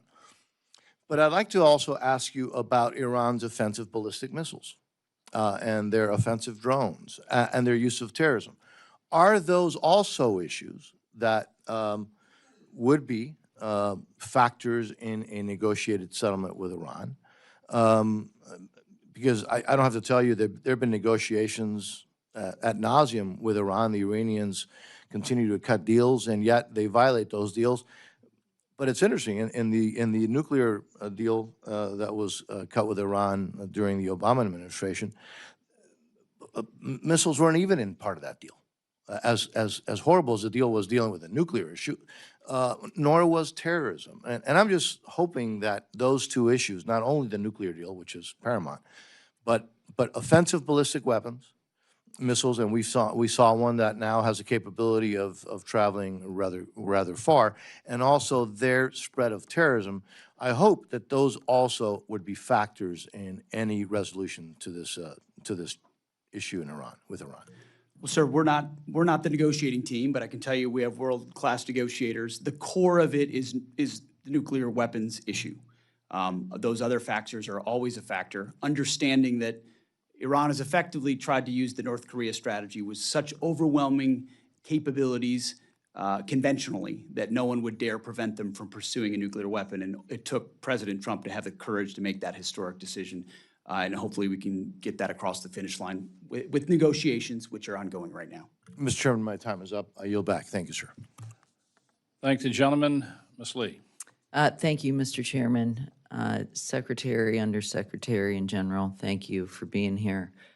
Secretary Hegseth, about 11 years ago, U.S. Air Force veteran Sergeant David Crete, who served at the Nevada Test and Training Range, realized for the first time that the health problems he'd been experiencing were not an isolated incident, but matched the health problems of many other veterans who had served alongside him at NITR. He was sitting in his backyard reconnecting with 8 of them and asked them, does anyone here have tumors? And 6 of 8 of them rose their hands and then proclaimed that even some of them had children with tumors. Dave, as it happens, had recently had a grape-sized tumor removed from his neck. 3 years ago, he came to Washington when the VA had refused to provide him the kind of benefits and coverage he had earned and which he needs from the VA because of his Department of Defense would not provide the agency with his records of his NITR service. I helped introduce a bill 2 years ago and have been fighting on his behalf ever since. What is most frustrating about this fight is not that the federal government doesn't recognize these health impacts of their service. In fact, Congress 26 years ago provided a law providing medical coverage and compensation for the Department of Energy employees who served in the very same location that Dave Crete and his colleagues had served in. Instead, their fight is against the Department of Defense red tape, which you have been committed to fighting. Thank you. You see, one of the only things standing between the toxic exposed veterans at NITR and comprehensive health coverage and benefits from the VA is documentation that the Department of Defense has that will prove that they served where they actually did. This documentation exists, and we're just waiting for the department to act. Every day that you delay in providing this information, another veteran and their family suffers unnecessarily. Last week, I had the opportunity to meet many of these veterans. 2 hours before I met them, one of them received a call from his oncologist informing him that he had multiple myeloma, an incurable blood cancer. Over the weekend, Dave was notified that 2 more of his cohort had recent deaths. The Invisible Enemy, which is an organization Dave founded, maintains a memorial list of those who worked at NITR and have passed away. When Dave testified before the House Veterans Affairs Committee roundtable 13 months ago, 462 veterans were on this list. Today, that list includes 565 names. Just 1 year of inaction has led to 103 veterans passing without the care that they received, that they earned, and their family without the benefits. This list grows by an average of 1 every 2 days. Mr. Secretary, you have the authority to provide the VA with the documents they need today to get these veterans the help they need. These veterans have been waiting far too long. Can you please commit to me that you will be able to provide that list or that information as soon as possible so that these veterans can get the care and the benefits that they have rightfully earned? Well, thank you for what you're doing for those folks, and I can certainly commit to you today that, you know, my chief's right here. We will get a review for me as soon as early as next week, and I'll get back to you on what our department's position should be on that. Okay, well, first of all, we have the information. The Department of Energy has provided these benefits to the same cohort of people who worked alongside them. We cannot wait for another review. I'm asking for your commitment. I'm not talking about a full review. I'm just talking about a familiarization, so I understand exactly what you're talking about, wrap my arms around it, and then get you a response. It's not a situation I have all the facts on. I just want to Okay. get all the facts and understand it before I commit to something like that. All right, I just, like I said, 1 person every 2 days, 1 veteran who has served this country is dying and their families are going without the benefits they've earned. I can't express how urgent this need is. I thank you for your immediate attention to this issue. Thanks, gentlelady. Mr. Elzey. Thank you, Mr. Chairman. Mr. Secretary, General Caine, Jay, thank you all for being here. To all the staff sitting uncomfortably in very tight seats behind him, thanks for your dedication to our country. Master Chief Isom, you joined the Navy in 1987. Ronald Reagan was still president. You've been in uniform for 39 years. I'd like to thank you and your family for all the sacrifices that you've made. You're clearly the essential man, and I always want to point that out, that you've been serving in the Navy since I was a junior in high school, and so I'm very, very grateful. As we address $1.5 trillion request, I want to say I appreciate participating in the tabletop exercise at the Pentagon, and I encourage all my colleagues to attend and do that. It gives a very clear message on why we're asking, or you are asking for $1.5 trillion and how it's justified. As we move forward with contested logistics and as eventually this war in Iran will end, and the Indo-PACOM becomes the focus again, I'd like to see Congress fully fund the request for the Marine Corps McClellan-class LSM and the KC-130J for both the Navy and the Marine Corps. But the budget request breaks them up, and I'm not sure how you skin that cat. Moving to force protection and counter-UAS, as we've seen in Iran, at nations that are somewhat far away from Iran. We've had a force protection and counter UAS issue as we've lost an E3 AWACS, which is worth 500 million when we bought it, but it's irreplaceable, and there are fewer of those than B-21s. I think we're seeing the reach of UASs affect us in a way that we probably didn't anticipate, and we need to continue to use new companies that are developing new technologies to go after UASs. General, you addressed Karl von Clausewitz, so I'll use Sun Tzu as a counter. Even the finest sword plunged into salt water will eventually rust. And we deployed the USS Ford in June 24th of 2025. It's going on 11 months at sea. And as one of only 2 people in the room who have been on extended deployments on ships, myself and Master Chief Isom, I just want to point out, thanks to the families who are sacrificing, this is going to harm a lot of families. And as we realize that every conflict we've been in the last year has included the Ford, and it's been essential to our operations. It also points out the need for carriers, and I don't think 11 is enough, but also recognize that downrange, that's going to affect the availability and the readiness of our force going forward. So along with that, the capabilities that a 6th-generation fighter on the carrier are so important. As we've already seen, we've got the F-47, we're going to down select the F/A-XX later this summer. General Caine, can you address why having both of those is so important? Well, first, sir, I want to echo your gratitude for the Ford.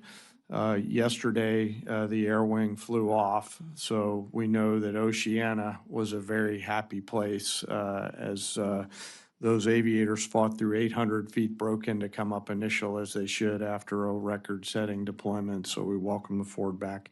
You know, my job, I won't comment on a particular program, but the job that I'm in now is to offer a range of options to include our ability to project power off CVNs of the future. So as our civilian leadership carefully considers that, I know that'll be in the mix if selected. And I know your colleagues in Virginia and in San Diego are all focused on the same, sir.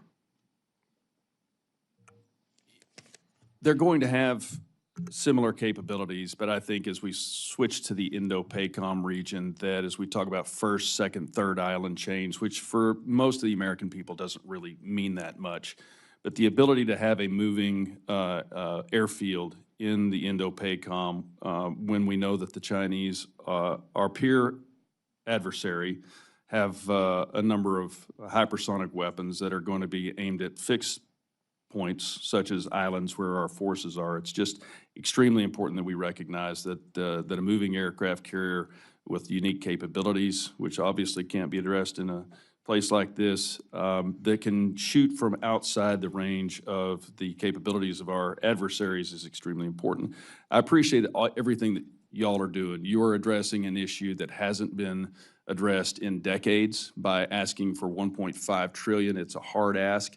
It's going to be difficult for us to sell it, but I think it's absolutely essential for the defense of the United States, including a supplemental, which even people on my side of the aisle are saying they won't support. This is merely to refurbish and replenish that which we have expended in this conflict. It's absolutely essential for the defense of the United States, and the Chinese are watching. So thank you for all 3 of you and everybody in the room that works in this department. Thank you for what you do. I yield back. Thank you, gentlemen. Mr. Morelli. Thank you, Mr. Chairman. I appreciate this hearing, and thank you all for being here and for testifying.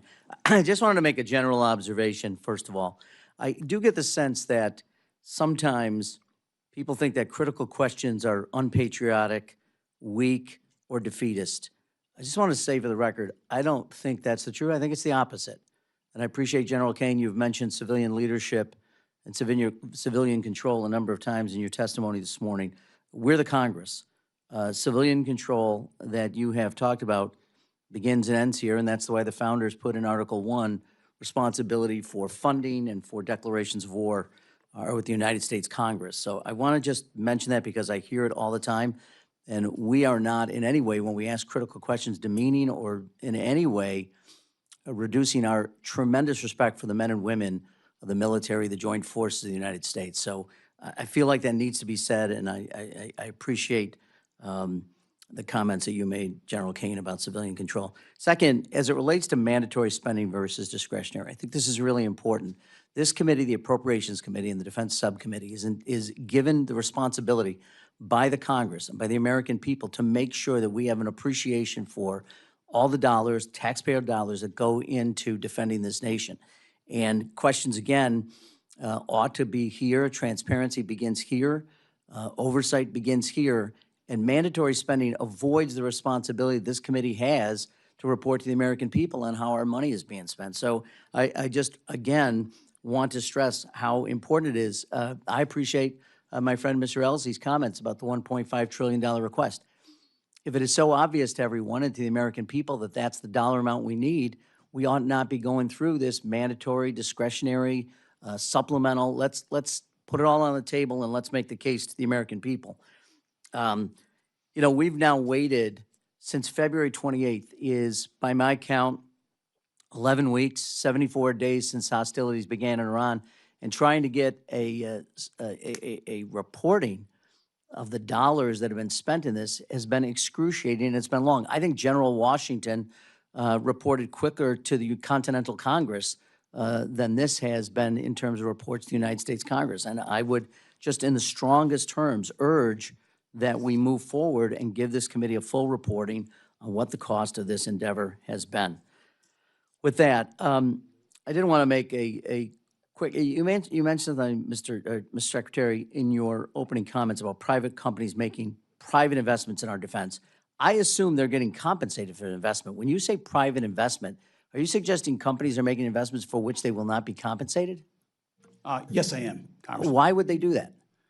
Because we're turning it, it's the right question, because we've done it one way for years and years and gotten the same results. So this is changing the paradigm.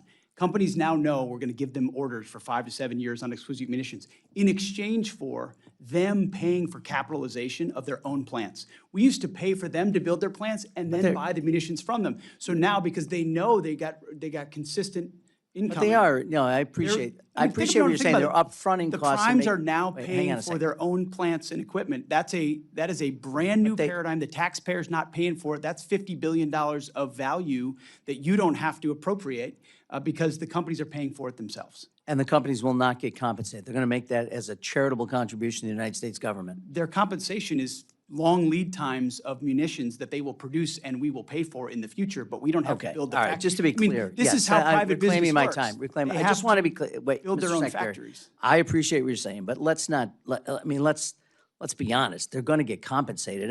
Look, I'm for that, and I appreciate what you're saying in terms of lead time and Those are the deals that have dependability and been cut. reliability of funding. But let's be clear. I want to switch topics if I can for a second.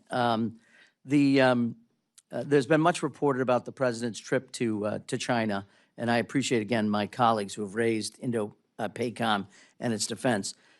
There are weapon sales which have been on hold that the president has not authorized to Taiwan, and I wonder if you could give me an update, either Ms. Secretary or General Caine, on what the status of those weapon sales are at this point. I just want to say that the primes will be paying for those factories out of their own pocket, not the department's money or the taxpayers' money, which is a sea change, which is why I think this budget They're is going to so get a historic. return on their investment, which, by the way, this is Which we America. welcome. We welcome a return on investment. These are Yes, I private understand, but they're businesses. not We want paying to for it out of their pocket and not getting compensated. But anyway, could you answer my question about Taiwan? Buildings sales. cost money, and if Yeah, I we're am- giving them $2 billion to build the factory, that's taxpayer money. If they're using it out of their own hide, that's $2 billion saved for the American people that then we can appropriate toward munitions that we pay for in the future. I know it's difficult to grasp. It's not but difficult what happens to when grasp, businessmen sir. take control of a department. It's a different way of getting to the same place. You're going to pay for it, the United States. And look, we ought to. They're building things for us. But to suggest that somehow they're making an investment that they're not going to get compensated through sales is just, it's honestly kind of But ridiculous. we used to pay for the building too, and then pay for the sales. And now we're paying for the sales, but not the building, which I think is a good. And they're not deal for embedding that in the American price taxpayer. of the things that they're selling to us. The The price is- capitalization, the CapEx that they're putting into it, they're going to get back. Look, I don't know They're why paying we're for even it. arguing about it. They're paying for it. Could you answer my question about Taiwan arms Well, sales? that's, the president's on the cusp of a trip, and I'll be with him, and he will make all the decisions related to that. I yield Thank the back. gentleman's time has expired. make a quick point. There is a change. The industrial base is putting money at risk with the expectation of orders, but there is no guarantee if, in fact, that particular product that they may make is not met or meet the standards in which we want to acquire it. And that is a significant change in what we've done in the past. Mr. Fleischman. Thank you, Mr. Chairman, and thank you, Secretary. I commend those changes and the innovation. To everyone on this panel, thank you for a job well done. Thank you for what you're doing for our country. This is truly incredible. So let me start with that. As chairman of the Energy and Water Subcommittee, I'm going to take a little bit different approach. I'm deeply involved in the recapitalization and modernization of our nation's nuclear deterrent. As we are recapitalizing the entire strategic nuclear arsenal, I remain concerned about the lack of options lower on the escalation ladder available to the President. In theater, non-strategic nuclear weapons have remained essential to the credibility of our extended deterrent commitment to NATO. I've got a couple of questions to ask, but I'm going to ask General Caine and Secretary Hegseth. What is your assessment of our non-strategic nuclear capability gaps in the Indo-Pacific and elsewhere? What additional tactical nuclear capabilities beyond SLCM-N should we consider that would be most useful for reassuring allies, deterring our adversaries, and providing combatant commands and usual options in the worst-case event of a conflict? We're, as you know, we're making a $2 billion investment, and you mentioned SLCM-N in FY26, so we're investing in that. But I would say that a lot of that discussion would be classified given O plans in the Indo-Pacific. But Admiral Paparo, I would say there's no COCOM commander we have regular feedback with on what dilemmas we might need to create for an adversary than Admiral Paparo and Indo-PACOM, to include everything that would deter any level of aggression. So I think there's a lot of sensitivity on this topic that doesn't lend itself to this environment, but very much so we're looking at all options. Thank you, and I would also commend the Admiral Paparo. I mean, they're doing incredible work. Yes, sir, General? Sir, I was just acknowledging the Secretary's comment about what forum we're in here today. You know, all three, and I appreciate the Congress's leadership, all three legs of the triad are undergoing modernization and all require that, and we're grateful for the assistance from the Congress. It's a bedrock to deterrence around the world and one that we want to maintain our focus on. I'll probably leave it at that and can come back if there's follow-up questions. Thank you, and I would assure you, gentlemen, that in the Energy and Water Bill, which funds this, we will certainly address that in a very robust way, as I think the administration has. So I thank you all. As most of you know, in that bill, I'm probably the nation's strongest proponent, supporter of nuclear power in Congress. Nuclear propulsion has long provided a great United States Navy with significant operational advantages. There's been tremendous progress within your department accelerating the adoption of nuclear energy as a means of providing resilient and long-duration power generation for military installations and forward operations. I'm excited about the Army's Janus program, and the Air Force just announced the first 2 air bases to receive microreactors. My question, gentlemen, is can you walk us through how the department is thinking about the role of nuclear power across the Joint Force, including naval propulsion and the use of advanced reactors for base and expeditionary power? What operational advantage did you see these technologies providing, particularly in the Indo-Pacific? And what can we be doing to accelerate and expand these efforts? In both incredibly important capabilities, microreactors and propulsion, whether you're looking at survivability, sustainability of basing and mobility within basing, and the expectation in the homeland or abroad that the lights are on and we can operate even if it's a contested environment. And then there's just no doubt that you can't beat nuclear propulsion, and especially as we've refined it over time. So I appreciate your efforts, and I think in this department you'll find a friend in ensuring we maximize that. Thank you, Mr. Secretary. General? Sir, I'll just say that the Joint Staff has collaborated and continues to do so with all the combatant commands and services, the Secretary's team and Office on OSW and the Congress to make sure that we're looking at the range of energy requirements that we're going to have and that we move from frankly, in some cases, a reactive posture, no reaction into your nuclear point, but to a more proactive stance around how we're going to ensure energy sustainability in a range of situations that we could face. So we appreciate the chance to comment. Thank you, General. And again, once again, I begin with profound thanks. I will end that way to all of y'all. I yield back. Thank you. Thanks, gentlemen. Mr. Joyce. Thank you, Chairman. Thank you all for being here in Defense Secretary, War Secretary, excuse me, Hegseth. Godspeed on that project of changing our procurement process. America's at its finest when capitalism and capital markets allow free competition, and you get to purchase the best of all those ideas out there. Speaking of which, in June 2025, Ukraine's Operation Spiderweb, if you're familiar with it, destroyed and damaged dozens of Russian aircraft on the ground using low-cost, covertly infiltrated drones, demonstrated military installations are vulnerable to asymmetric drone attacks at a fraction of the conventional strike costs. What steps is the department taking to protect our military bases from covert drone attacks, and do you need additional funding to safeguard those assets? Well, I appreciate the question, and it's the battlefield trend, well, one of a handful that we are most closely tracking and investing in. $54 billion in defense autonomous warfare, recognition that every aspect of how we fight will be affected by technology and techniques and tactics like that one.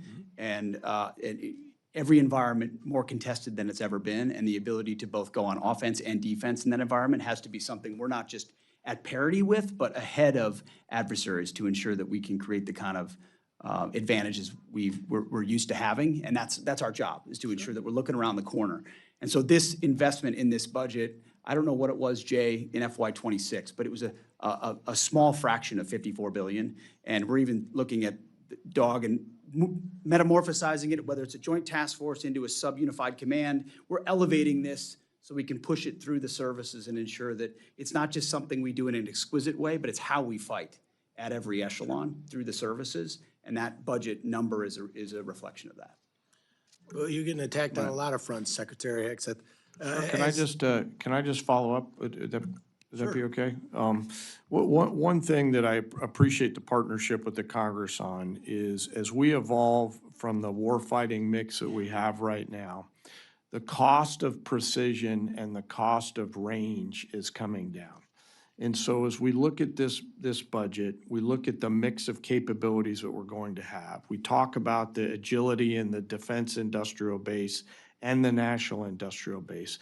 The flexibility that we as teammates are going to have to ensure that we're not buying behind the technology development curve, but we're buying in front of it, is something that we look in the Joint Force to partner with, obviously OSW, but also the Congress on this, as technology moves really fast. Thank you.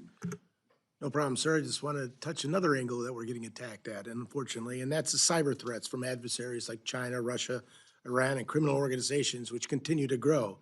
The department's ability to defend critical networks and support their military operations depends on a strong and ready cyber workforce across all the services.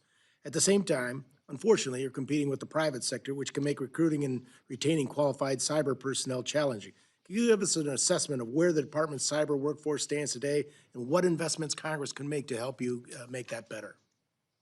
Appreciate that question. $20 billion in cyber, offense and defense.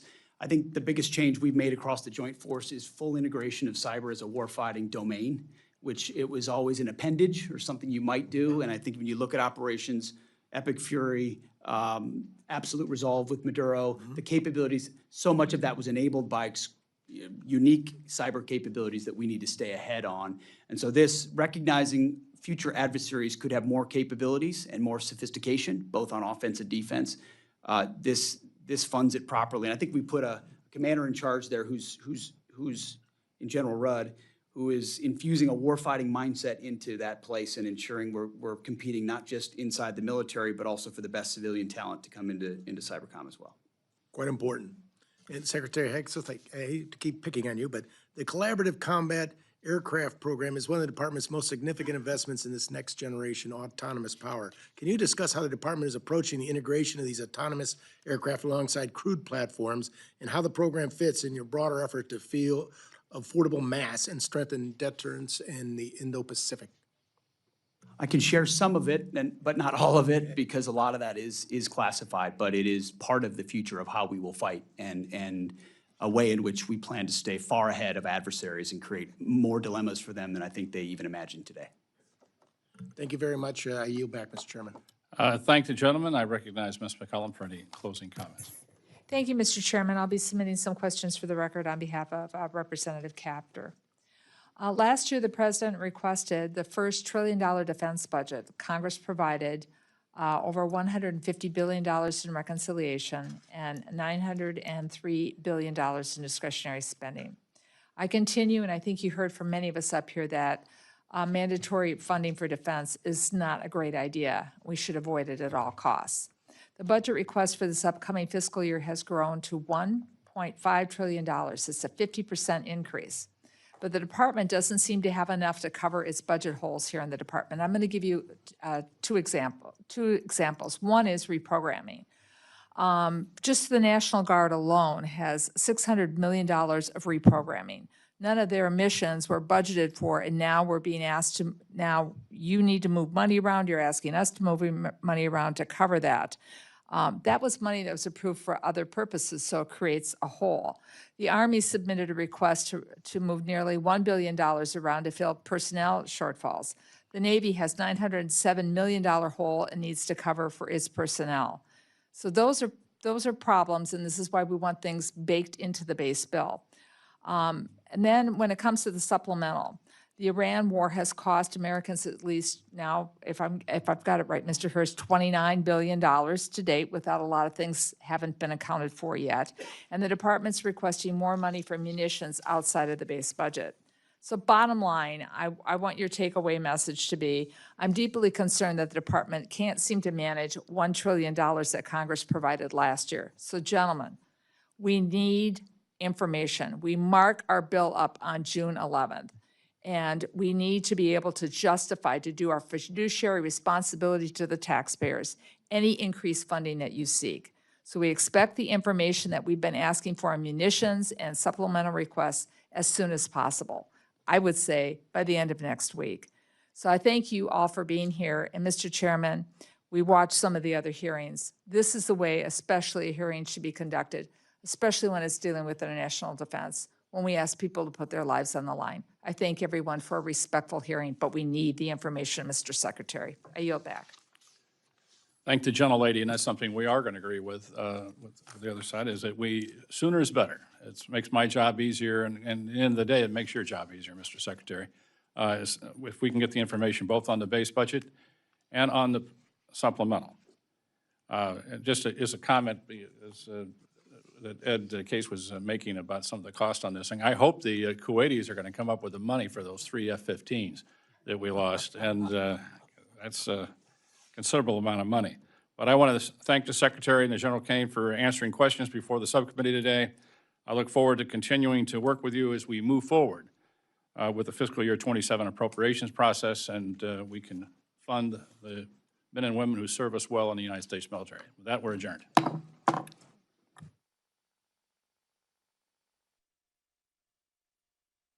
Welcome, everyone. The subcommittee will come to order. Secretary Hegseth, General Caine, welcome. Look forward to discussing the President's budget, and we appreciate the opportunity to do that today. Obviously, we have very good attendance. Today, the need for significant defense investments is as urgent and obvious as it is overdue. Quantity has a quality of its own, and the sheer scale of our defense commitments sends a powerful signal. But what goes under the top line also matters. The way this budget request is structured matters. This is not a $1.5 trillion defense appropriation request. It's a request for $1.1 trillion in base appropriations, and regretfully, another $350 billion in reconciliation. The good news is the base request reflects real growth, unlike the net cut in fiscal year 26 request, and very much unlike the Biden level CR in 25. But some of the most pressing items on the fiscal 27 to-do list are regularly downstream of missed opportunities in fiscal 26. For example, like the failure to fully fund $28 billion in multi-year contracts for critical munitions. The subcommittee did what we could to increase munition purchases above the fiscal 26 request levels, but we couldn't do it all without a sufficient top line. This year, the fiscal 27 request sets a higher top line, high enough, one would think, to build the department's highest priorities into the base budget request, instead of shunning them off into a one-time reconciliation request. Which brings me to the bad news. The 27 request fails to make room in the base budget for some of the military's top priorities. The distinction between base and reconciliation really matters. Base funding is what creates budget stability for the services and sends consistent demand signals to industry. And base funding is what gets extended by short-term continuing resolutions when work on a full-year appropriations is unfinished. As I said last year, reconciliation should be a supplement to, not a substitute for,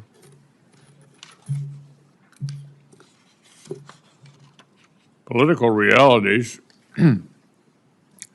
will not always allow for party line budget reconciliation.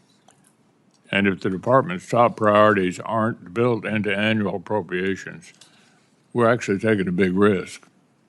The department is right to make Golden Dome, munitions, and the F-35 program and drone dominance top priorities.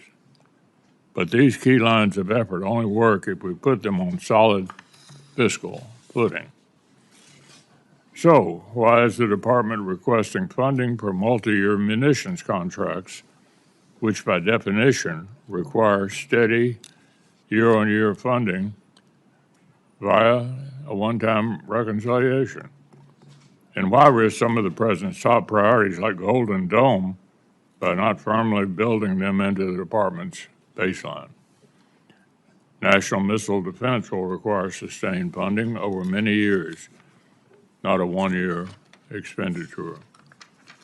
Other key platforms like the second destroyer and the E-7 battle management aircraft aren't requested in base or reconciliation. So, Mr. Secretary, you've been outspoken about the pace of America's armed forces as the most, quote, powerful, most lethal, and most prepared military on the planet. I'm as committed as you are to sustaining that role, but that's precisely why I'm confused by the administration's failure to prioritize key systems in the year-on-year base budget spending.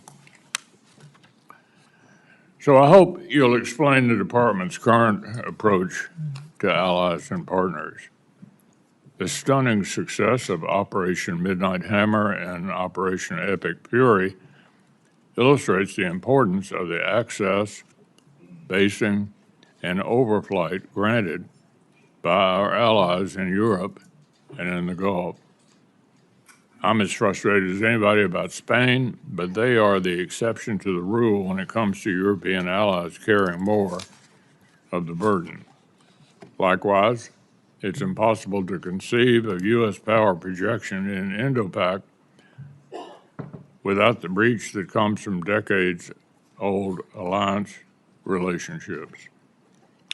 So I want to hear the department's view of the role of longtime allies in support of U.S. interests across the globe, because it's quite clear now that our expectation for European allies is no longer the focus of our own continent message. that they received from your subordinates for most of the year. Our adversaries are working together to undermine America in the West, strained relations with our partners who are making generational commitments to collective defense and driving investment into American-made weapons and systems only serves our adversaries' interests and limits our capacity and deterrent power globally. So I want to hear about the future of capacity building with committed allies and partners, from the Baltic states to Taiwan and the Philippines. I expect the European capacity building investments intended specifically for Ukraine reach their destination without further delay. Wars in Ukraine and the Middle East clearly show that we have things to learn from our friends. If we want drone dominance, it makes perfect sense to deepen cooperation with the world's most drone warfare experts. I want to underscore this is not charity. When our partners are capable, deterrence is stronger, and the risk to our own service members is lower. This is true in the Middle East today as it was in Europe and the Indo-Pacific. And I think it's noteworthy that our allies in the Pacific have an interest in Ukraine, have sent representatives to NATO meetings. They're hoping for and expecting that NATO will play a worldwide role in defending democratic countries against these adversaries that we're all challenged by. Our allies and partners have many of the interests, and if we fail to take full advantage of it, we're only hurting ourselves. I'll end with one observation on the prospect of supplemental appropriations. The deficiencies of our critical munitions stocks and industrial capacity actually existed long before the conflict with Iran and Russia's escalation in Ukraine. If the administration sends Congress a supplemental appropriation request, it'll be an important step toward fixing a long-standing problem and investing in future deterrence. It shouldn't be a referendum on the war in Iran. I supported a national security supplemental in 2004, even though I thought President Biden's approach to Russia and Iran was too weak. I did it not because supporting Ukraine is in our strategic interest, but because these funds helped replenish American stockpiles and restore our own defense industrial base.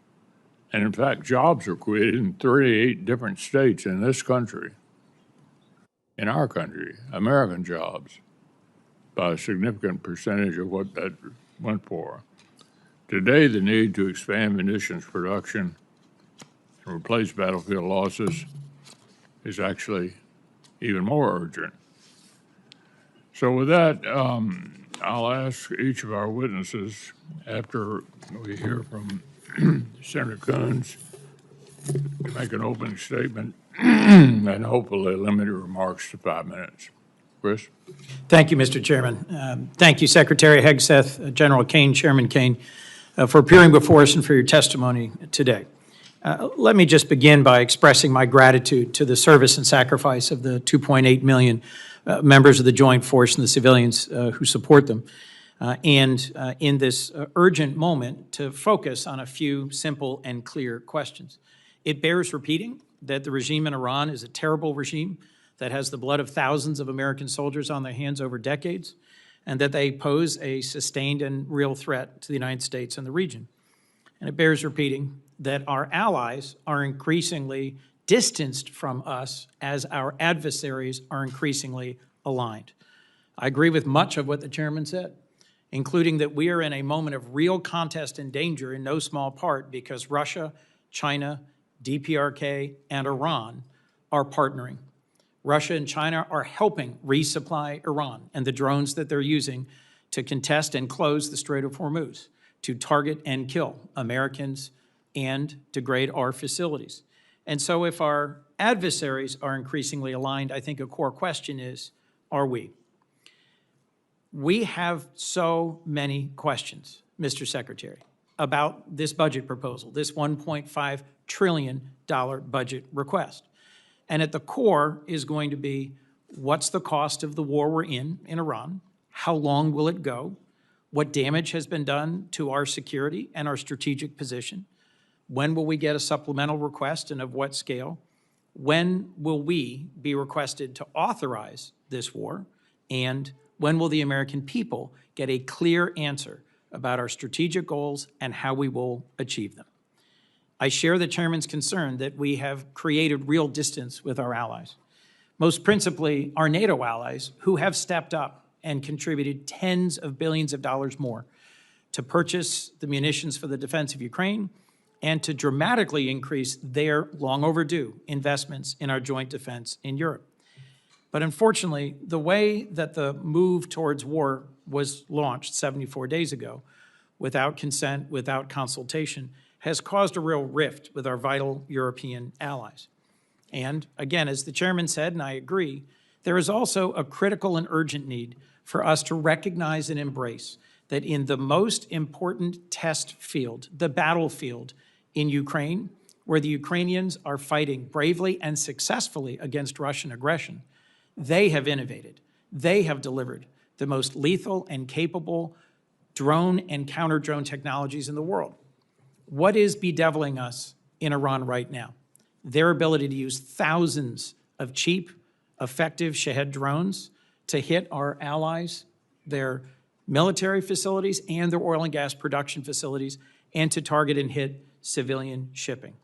Who's the world's best at intercepting Shahed drones? Ukraine.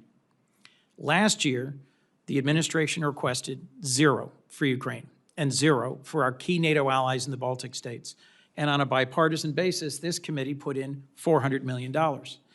When we met just about a month ago for the first time over at the Pentagon, and thank you for that conversation, we all emphasized the importance of coming to us with a spend plan for these $400 million. This is a $1.5 trillion request in front of us. Why am I taking your time on $400 million? Because I think it shows a key piece, a missing piece in strategic vision. We should not be standing aside from the war in Ukraine and saying, eventually we want to be a part of some peace between Russia and Ukraine. We should be learning the lessons of Ukraine. Our allies in the Persian Gulf they're buying their interceptor systems at scale. Some of our current and former leaders in our military were working very hard to learn the lessons of Ukraine. I must say, in a recent briefing for this subcommittee, I was very encouraged by 2 very senior members of the United States Army who are in Ukraine and have been helping our armed forces learn. But my heart fell when I left and was told that those 2 senior officers were being forced out. I am concerned that we have a distracted administration and a distracted department. From your written testimony, Mr. Secretary, it seems at times you're more passionate about fighting culture wars than winning the real war that we're in. At banning books, at cleaning alleged DEI off of websites, at taking on an anti-vaccine position rather than continuing the long-standing public health policies, at interfering with promotions. I'm stunned that you fired the 44-year Chief of Staff of the Army in the middle of a hot war and dismissed the Secretary of the Navy in the middle of a naval blockade. As dozens of senior flag rank officers have been dismissed, I am worried about what that does to focus and morale. We have a president who seems more focused on a billion-dollar ballroom and a victory arch rather than achieving actual victory, and a small piece of the $1.5 trillion request in front of us is for a new Trump class of battleships, a so-called Golden Fleet, which I think goes in the wrong direction. Let me come back to the basic point I was trying to make. The world of warfare is changing. Every major service can and should embrace smaller, lighter, faster, more distributed, lethal capabilities that will mostly be autonomous. This move towards a Golden Fleet, towards a new battleship, strikes me as moving in exactly the wrong direction, giving our adversaries a bigger target rather than a more capable platform. How do I explain to my constituents the cost of this war and the cost that we are looking together to invest in our national defense? I share the chairman's concerns about reconciliation. Last year, $150 billion was provided to the department. But the mismatch between base year and 1 year, between long-term and short-term, caused tens of billions of dollars in errors. Errors in how shipbuilding was handled, errors in how new munitions are being acquired. And working together on a bipartisan basis, we fixed many of those problems. This year's budget proposal triples that request to $350 billion. I agree with you about the urgency of our national defense. In your written testimony, you lay out 4 key goals: defend the homeland, deter China, increase burden sharing with our allies and partners, and supercharge the defense industrial base. As you've seen in the last Congress, I've worked with you and with Deputy Secretary Feinberg on multi-year munitions. I cheer the goal of finally passing an audit in 2028. I think we have critical investments to make in our defense industrial base.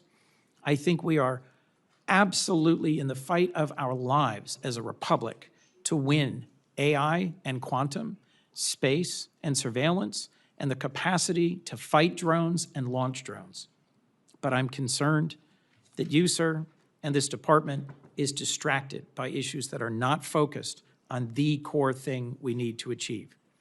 I could not agree more with what you said in your written testimony. For a generation, the United States was largely distracted by open-ended wars of regime change and nation building.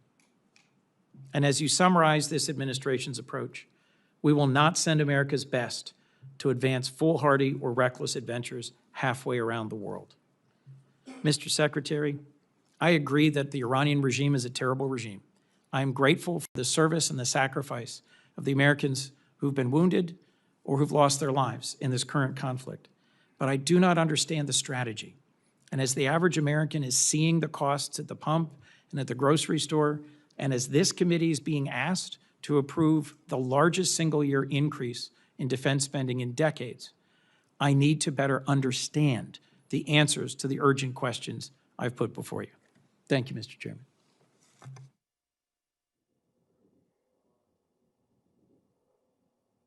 Yes, sir. Chairman McConnell,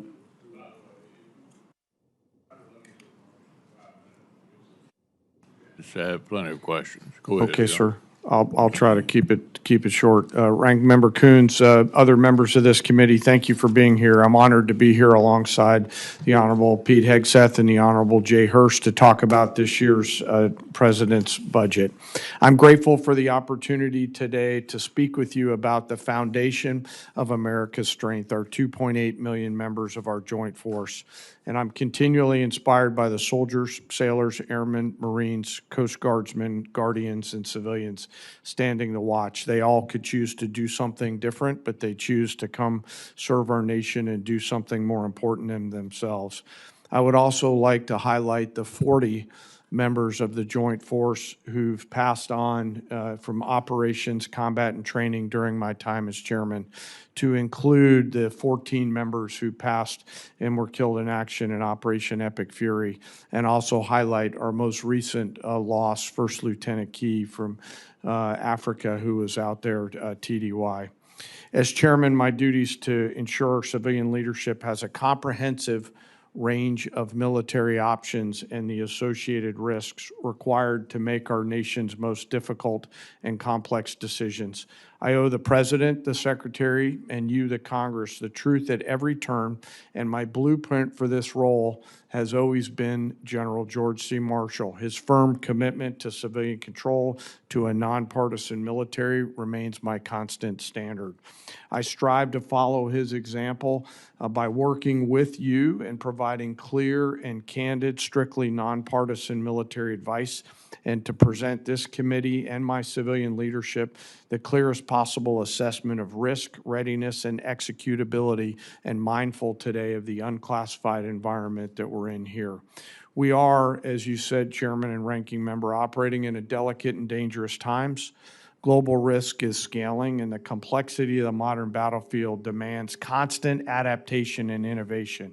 Your joint force is operational at its core, purpose-built for the realities of a complex world. We're organized, trained, and equipped to execute the most demanding missions across the globe with unrivaled precision, as demonstrated by the actions and activities over this past year.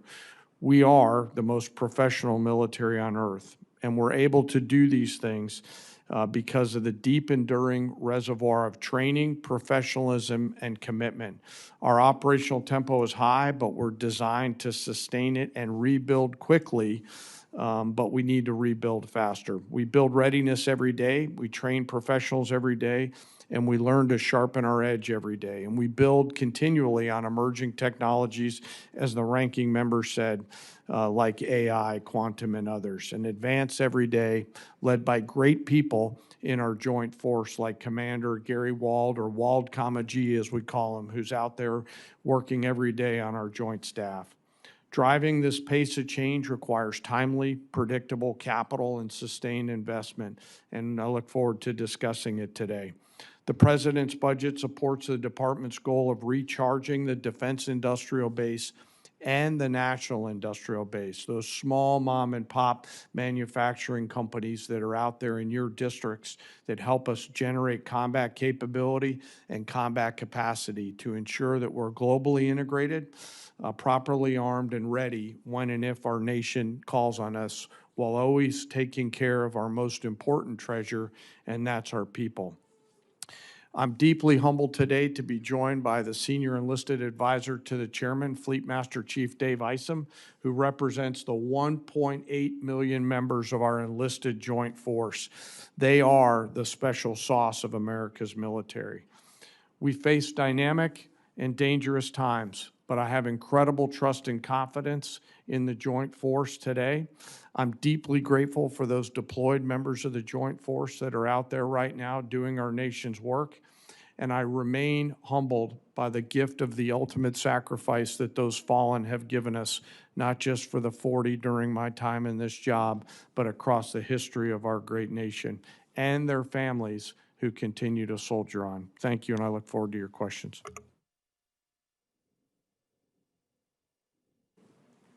Thank you, Mr. Chairman, Ranking Member, members of the committee. Thank you for the opportunity to testify in support of President Trump's historic $1.5 trillion 2027 budget for the Department of War. The President's budget request reflects the urgency of the moment, addressing both the deferred maintenance of longstanding problems as well as positioning our forces for current and future fights. I'm honored to be joined alongside the Chairman of the Joint Chiefs and Jay Hurst.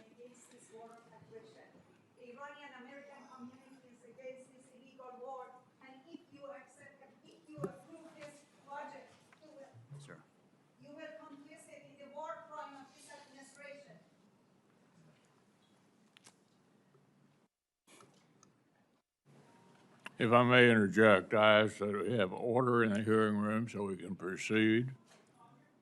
I ask the witnesses suspend until the room is cleared. It appears it's cleared. Go ahead, Ms. Secretary. Thank you. I'd like to start by thanking this committee and Congress for your partnership in securing the investments needed to maintain the most powerful military in the world. Our nation's ability to build, to innovate, and support the critical needs of warfighters at speed and at scale is the foundation upon which our survival rests. When President Trump took office, he inherited a defense industrial base that had been hollowed out by years of America Last policies, resulting in a diminished capacity to project strength, offshoring, outsourcing, cost overruns, and degraded capabilities. Under the leadership of President Trump, a builder-in-chief, we are reversing this systemic decay and putting our defense industrial base back on a wartime footing. Urgency informs everything that we do. We're rebuilding the military that the American people can be proud of, one that instills nothing less than unrelenting fear in our adversaries and confidence in our allies.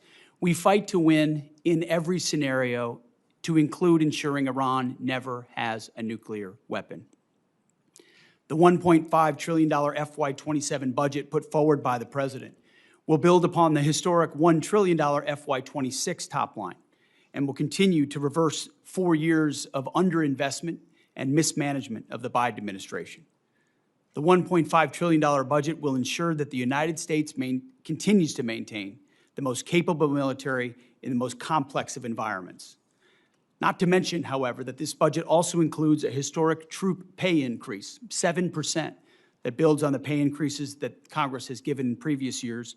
And the budget eliminates all poor or failing barracks. Quality of life for our troops is front and center in this budget. By supercharging our industrial capacity and transforming how the department does business, we are restoring American commercial dominance at a pace unseen in generations, transforming the defense industrial base from the broken, slow-moving systems of the past. We have flipped Pentagon acquisition processes from a bureaucratic model to a business model, decisively moving from an acquisitions environment paralyzed by bureaucratic red tape to an outcome-driven organization focused on delivering the most for taxpayers. Over the past year, through historic multi-year procurement agreements, smart business deals, we have sent an unambiguous demand signal to our industry partners, large and small, to build more and build faster. The result has been a surge, a revitalization of our great American factories and a massive reinvestment in the skilled American workers who serve as the industrial muscle behind our warriors. I'll provide a brief overview of what's been accomplished on that front in just a few months. These are announced new facilities and investments in support of American warfighters. The department has helped stimulate more than 250 private investment deals in 39 states and 180 cities in 150 companies, not just the big primes, worth more than $50 billion. This has resulted in 280 new or expanded facilities and more than 18 million new square feet of American manufacturing, 70,000 new jobs. These $50 billion in investments in new plants, new assembly lines, and new factories are private investments, not taxpayer dollars. By completely transforming our department's business model, American companies, private companies, are investing in their own factories with their own money, a historic demonstration of American manufacturing and defense revitalization, all with their capital, not Uncle Sam's. This has not been done before and is long overdue. It's from a bureaucratic model to a business model. These investments equal great things for American families and American workers and help ensure that we can defend the American dream, all American made. Together with the help of this Congress, we're turning the lights back on the arsenal of freedom. We're firing up the American economic engine at every level of our defense industrial base. Every policy we pursue, every budgetary item we request serves to ensure that this department remains laser-focused on increasing the lethality and survivability of our fighting forces from the front lines to the factory floor. We truly believe this is a historic budget. And at every level, we have made it a fiscally responsible budget. This is also a warfighting budget. Under President Trump, we are restoring the unbreakable might of American manufacturing, which has to underwrite everything. We're providing for our warfighters, and we are putting the people and interests of this country first. May Almighty God continue to watch over our troops, and may we honor the legacy of those brave Americans that we've lost. That is our sacred mission, and that's what we'll continue to execute on. Thank you for this opportunity, and we look forward to your questions. Thank you, Mr. Secretary. I know we all understand you're going with the president to China. We all agree they're the greatest long-term military and economic challenge to U.S. and our Western allies as well. Of course, Taiwan, Japan, and Philippines look to us. So can you reassure the countries out there in the Pacific that their security will not be on the table during the talks in Beijing? Is our strategy to preserve American primacy or simply to accommodate China's rise? And can you speak to our commitment to preserving freedom of navigation in places like the South China Sea? Well, thank you for the question. Senator, I would never purport to speak on behalf of the president or what he will say or how he'll approach these talks, but having an opportunity to watch him work, every aspect of what he pursues inside this relationship is to ensure that American interests are advanced.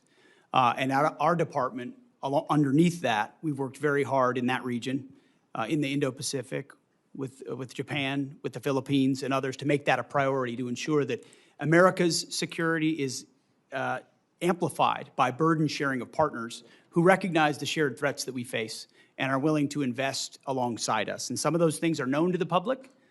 Some of those things are not known to the public. But since the beginning of my time in this job, we've focused in that area of operations to ensure that Admiral Paparo has every option available to include with partners to create all the dilemmas necessary to give America every advantage possible, whether it's freedom of navigation, access basic and overflight, and ultimately put the president in a position where he's going into Beijing in a position of strength, which he will be. So would you be a little more specific about navigation, particularly in the South China Sea?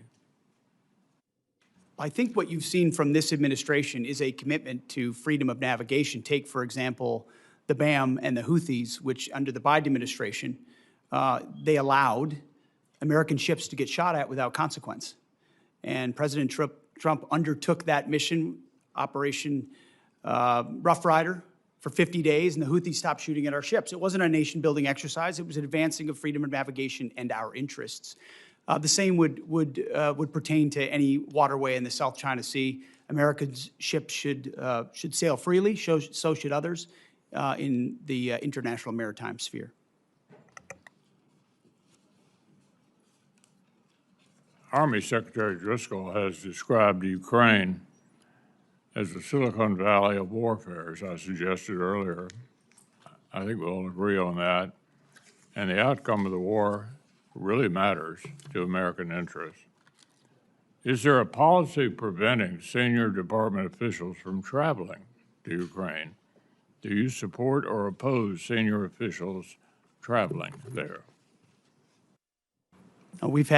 Senator, we've had many senior officials travel there, and we learn a great deal. In fact, I've personally approved additional personnel there to learn from that drone battlefield, both on offense and defense, to ensure that we're learning every possible lesson from that conflict and incorporating it in real time into how we defend and we go on offense in an era where drone dominance is required. And that's why this budget spends so much on drone dominance.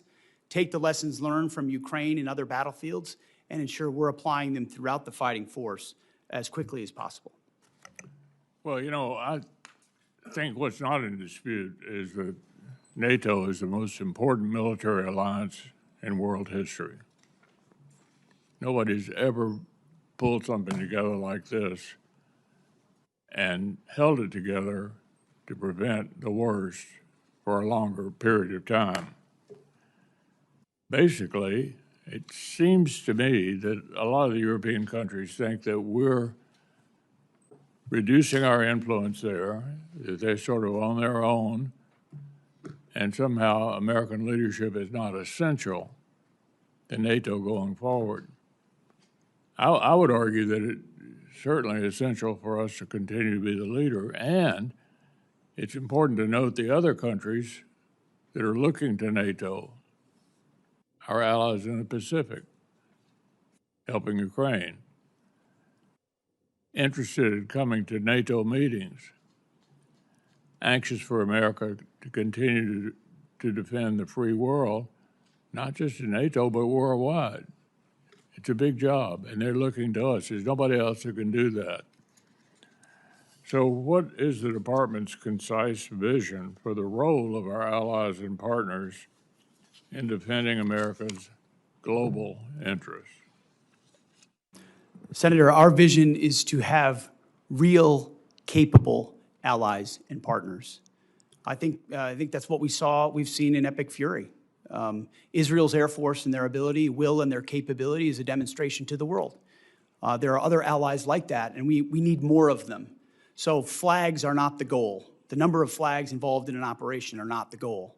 The goal is the number of capable formations who can actually fight alongside the American fighting man and woman. So it's not just us all the time. I saw that in Iraq. I saw that in Afghanistan. Our generation has experienced that. No administration has done more to ensure that our allies and partners realize they need to step up so that we can amplify our capabilities. That's what burden sharing is all about. It's not just we carry the burden for other countries. It's other countries are capable of coming alongside us as well. But I also think Putin's invasion of Ukraine helped get their attention that they need to step up as well. And the president's been very clear about that. So they are headed in the right direction. What I'm worried about is which direction we headed in. I think it's very encouraging that European countries have stepped up to ensure that Ukraine can defend itself. I think that's a very good development. Senator Coons. Thank you, Mr. Chairman. So, Mr. Secretary, in January, President Trump signed the fiscal year 26 Defense Appropriations Bill. It provided $400 million specifically to aid Ukraine in their fight against Russia. This is at a time when our European allies and partners have stepped up to take on the overwhelming majority of the cost of any munitions or support for Ukraine. So far, your department has not spent a dime of that $400 million, despite repeated follow-up requests from the chairman and myself. In a call just last week, your staff indicated we will see a spend plan for those funds this week. Will you commit to spending those $400 million for weapons for Ukraine, and when will we receive your department's spend plan? I appreciate that question. The $400 million for European capacity building has been released from the Secretary of War's office, and we'll work with EUCOM to make sure they spend it accordingly and properly, which we have all faith that they will. Mr. Secretary, when will this subcommittee get the associated spend plan for the $400 million? Yeah, I mean, we will work with your committee to make sure that the spend plan as allocated, I want to make sure EUCOM is fully informed in how they want to spend this. They're the closest to the problem set. And so working with them to ensure that you have the spend plan, we'll work with you. Mr. Secretary, thank you, but it's May, and this has been the law since January, and you or your representatives have been asked this repeatedly on a bipartisan basis by members of this committee, and I think dragging our feet on this small investment in Ukraine's defense sends exactly the wrong signal to Putin at a time when the contest for freedom has its front lines in Ukraine. As you said, Europe has stepped up, donating billions to buy U.S. weapons to send to Ukraine to help them as they continue to take ground on the battlefield. But it seems not all the money donated by our European allies is going to buy new weapons for Ukraine, as they had understood. The memo you released just last week, prior to your testimony at Senate Armed Services, indicated DOD has and will continue to divert some of these funds back into DOD accounts for our own use. Will you commit, Mr. Secretary, to spend every dollar donated by our European allies for Ukraine on new weapons and capabilities for Ukraine? The Pearl Initiative, which you're referring to, which is instituted underneath this administration so that European countries are paying for American equipment to provide as they see fit. NATO allocates where it would like to allocate that. It can choose Ukraine if it'd like. That money, when it's paid for, that's where it goes. It goes to those efforts. Well, look, as the chairman raised, and as I will repeat, I view NATO as the most successful mutual defense relationship we've ever had. And your comment about we need not flags, but real and capable allies, and the foot dragging on both Pearl and the investments in our Baltic allies and Ukraine causes me real concern. As you know, a bipartisan group of us from the Senate and the House went to Denmark to lay a wreath at the memorial to the 52 Danes who served, fought, and died alongside our troops in Afghanistan. Those were not just flags. Those were real warfighters who fought and died at our request in a war that began by NATO's initiation, a service and sacrifice in Afghanistan. I just think we're sending the wrong signal by the president's announcement of the intention to withdraw 5,000 troops from Germany. Could you help me understand what is the strategic reason for a drawdown of U.S. troops from Western Europe? I would just like to clarify, Senator, it's never about the heroism of foreign troops. I fought alongside great British and European and Australian allies in Afghanistan. It's the political caveats and the limitations that they come with. It's not the troops. It's the capitals of those militaries that limit what they're able to do, where they're able to go, who they're able to fight, that create limits on our own. And anybody that's been in these formations knows that. So it's easy to talk about here. It's another thing to apply. And we need allies that are burden sharing, not becoming a burden with political limitations. I'm not talking about the troops. Thank you. Our president said in Europe that we never asked for and never received anything from our NATO allies. Was that your experience in Afghanistan, serving and fighting alongside our NATO allies? I've written extensively about that, and the vast majority of my experience was frustration with the limits of what those troops were able to do because of the political caveats, rules of engagement, and limits that came from their But capitals. you don't doubt our question that about a third of all the combat casualties in our war in Afghanistan were our NATO partners and allies. I would have to go back and check that number, but I take your word for it. Let me just assert that hundreds and hundreds of service members from, as you put it, Australia and the United Kingdom, as well as many other of our allies, served, fought, and died alongside us. So I'm just going to simply say, in terms of our reliance on our partnerships, I'll agree with the chairman that at a moment when Russia and China, North Korea and Iran are coming closer together and delivering a bedeviling lethality in this ongoing war in Iran, for which we don't have a clear strategy or clear answers, our better strategy would be to partner more closely with Ukraine, dig in deeper with our real values-based allies, our treaty allies in the Western Pacific and in Europe, and together find a path out of this, rather than berating them and bullying them for not coming along in a war they were not consulted about or briefed on before it began. I look forward to a second round. Thank you, Mr. Chairman. Senator Collins. Thank you, Mr. Chairman. General Caine, when the Department of War was planning its operations in Iran, did you anticipate the closure of the Strait of Hormuz and the resulting impact on oil supplies for many countries, including here in the United States, where we've seen gas, diesel, and home heating oil prices go up? I ask this question because there's historic precedent, obviously during the Iraq-Iran war, tankers were fired upon in the Strait. Senator, thanks for the question. As always, we have an incredible staff over at the Pentagon and down at USCENTCOM.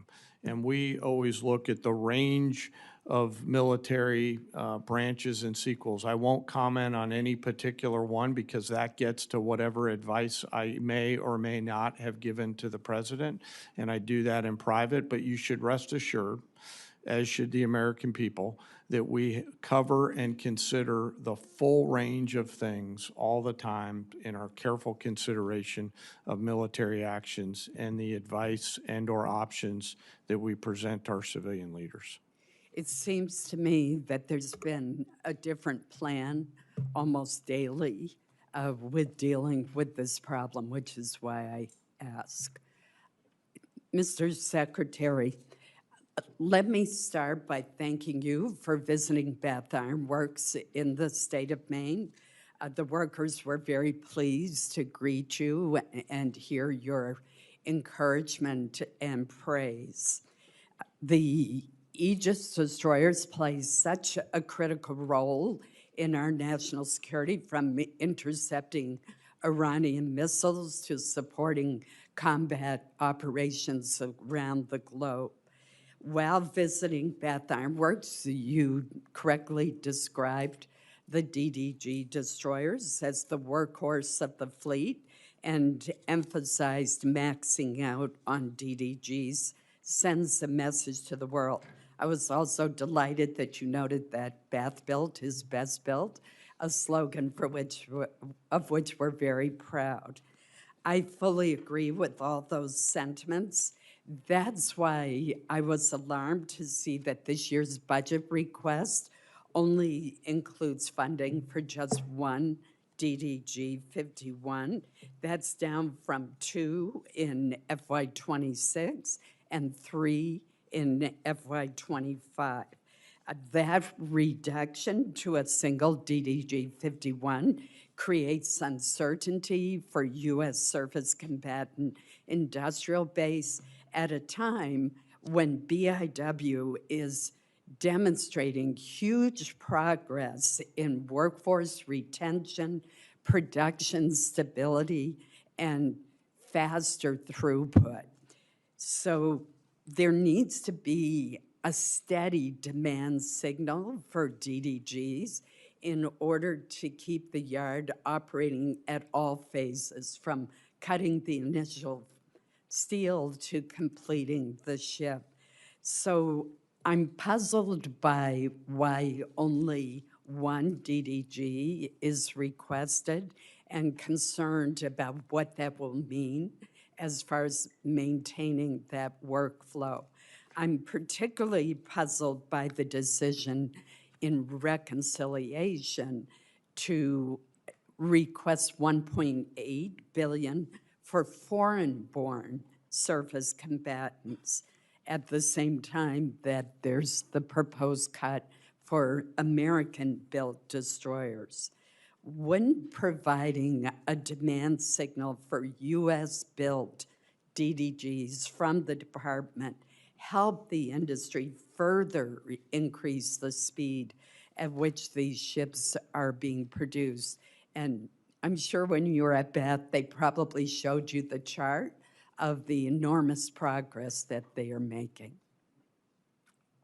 I appreciate the question, Senator, and it was a great visit, and it's incredible what they do. To both your questions, the answer is shipbuilding capacity. And that's why we invest, $65 billion in shipbuilding in our shipyards, is because the reason for our request of that number is the ability to build them and how quickly. And so as soon as that capacity is increased, which we anticipate this investment will do, then we look forward to ordering DDGs into the future, because they are the backbone of our naval fleet.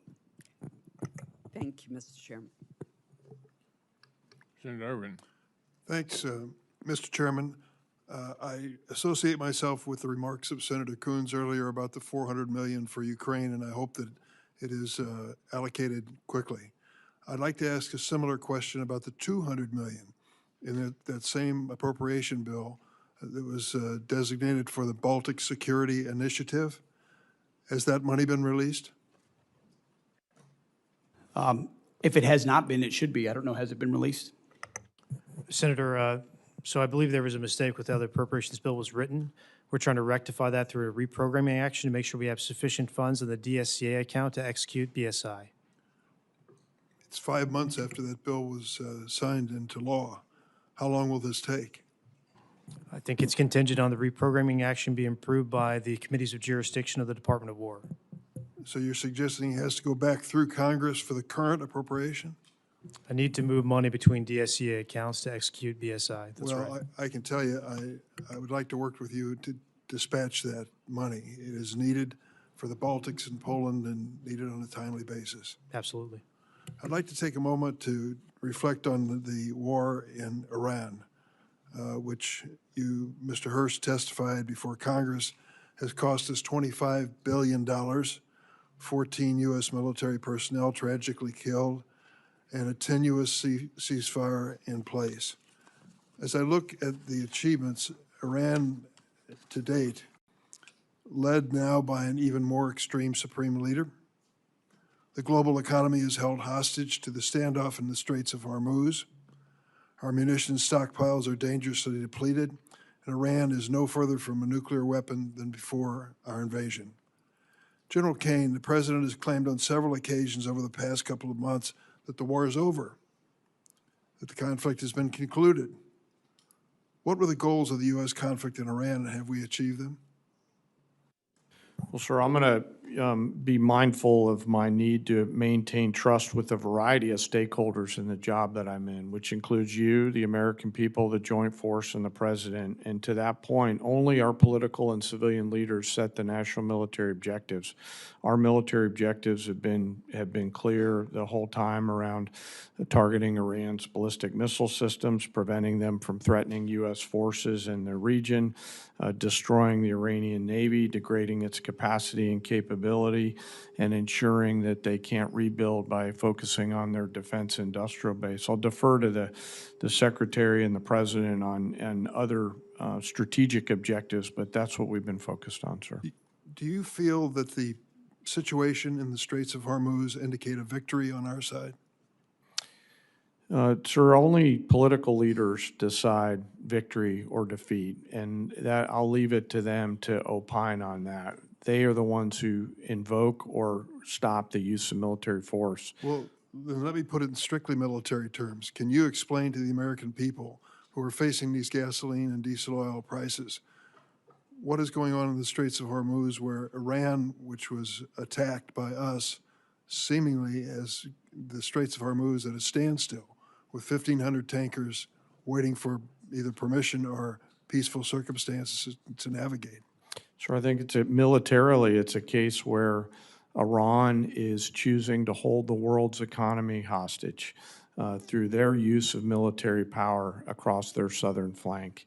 And so I would encourage Iran to reconsider that. And I would encourage those allies and partners who have an opportunity to come assist with that tactical problem to do so. Could you explain to the American people why, with the vast investment we've made in national defense and military, how Iran, after they've been attacked by us, is still capable of stopping the traffic in the Straits of Hormuz? Well, sure, it's a complex situation out there with a lot of different small boats that are out there and other capabilities. Some of this is on the commercial traffickers. Some of this is on, again, back to the main problem, and that's Iran holding the global economy hostage through the Straits. I would encourage them to think wisely about their next moves and to take the opportunity to open the Straits. They have that choice to make. They certainly do. I guess the question in my mind is, as we talk about trillion-dollar-plus budgets for our military, it appears that a very small budget is holding us hostage in the Straits of Hormuz. Yield, Mr.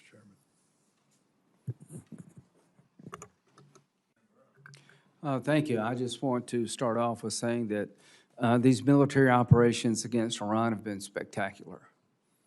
In a matter of months, we have degraded the largest state sponsor of terrorism beyond what I thought was possible, probably more to come.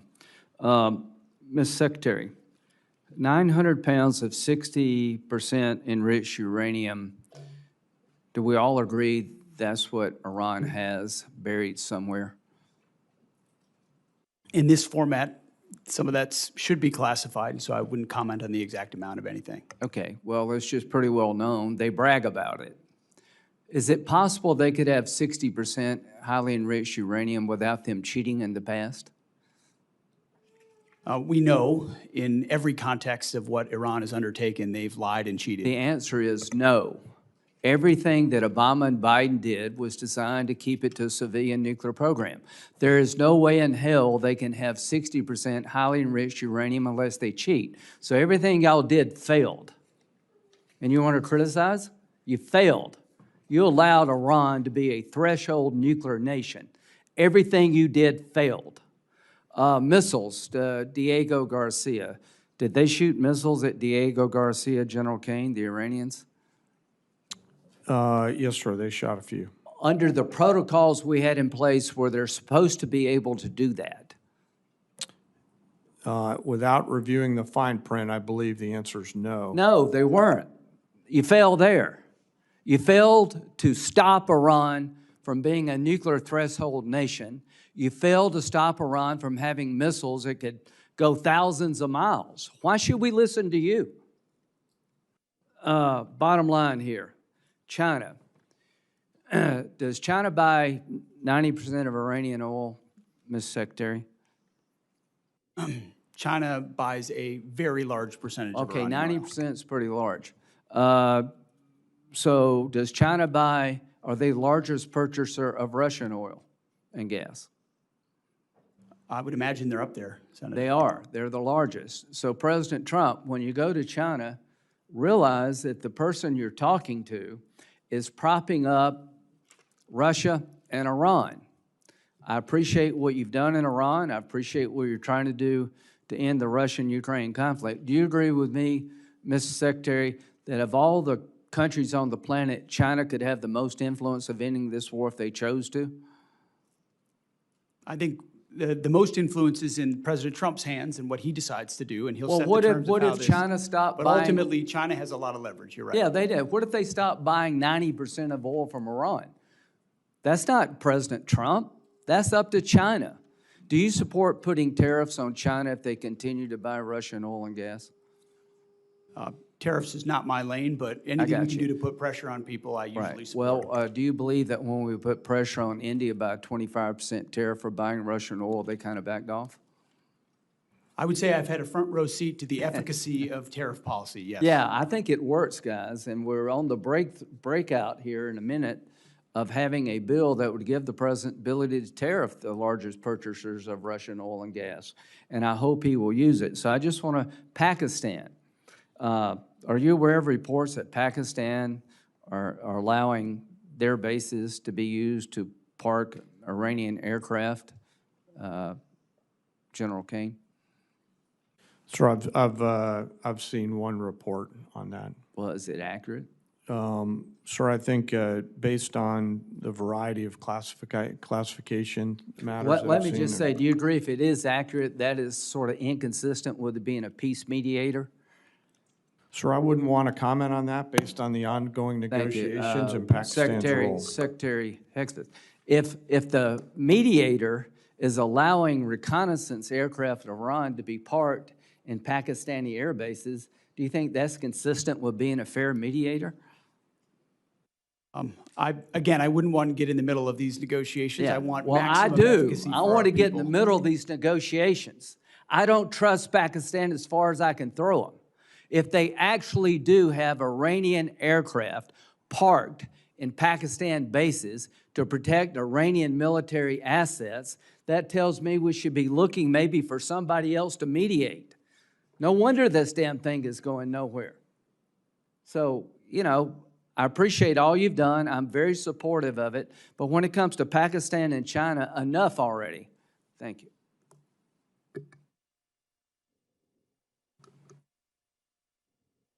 Thank you very much, Mr. Chairman. Thank you, gentlemen, for being here today.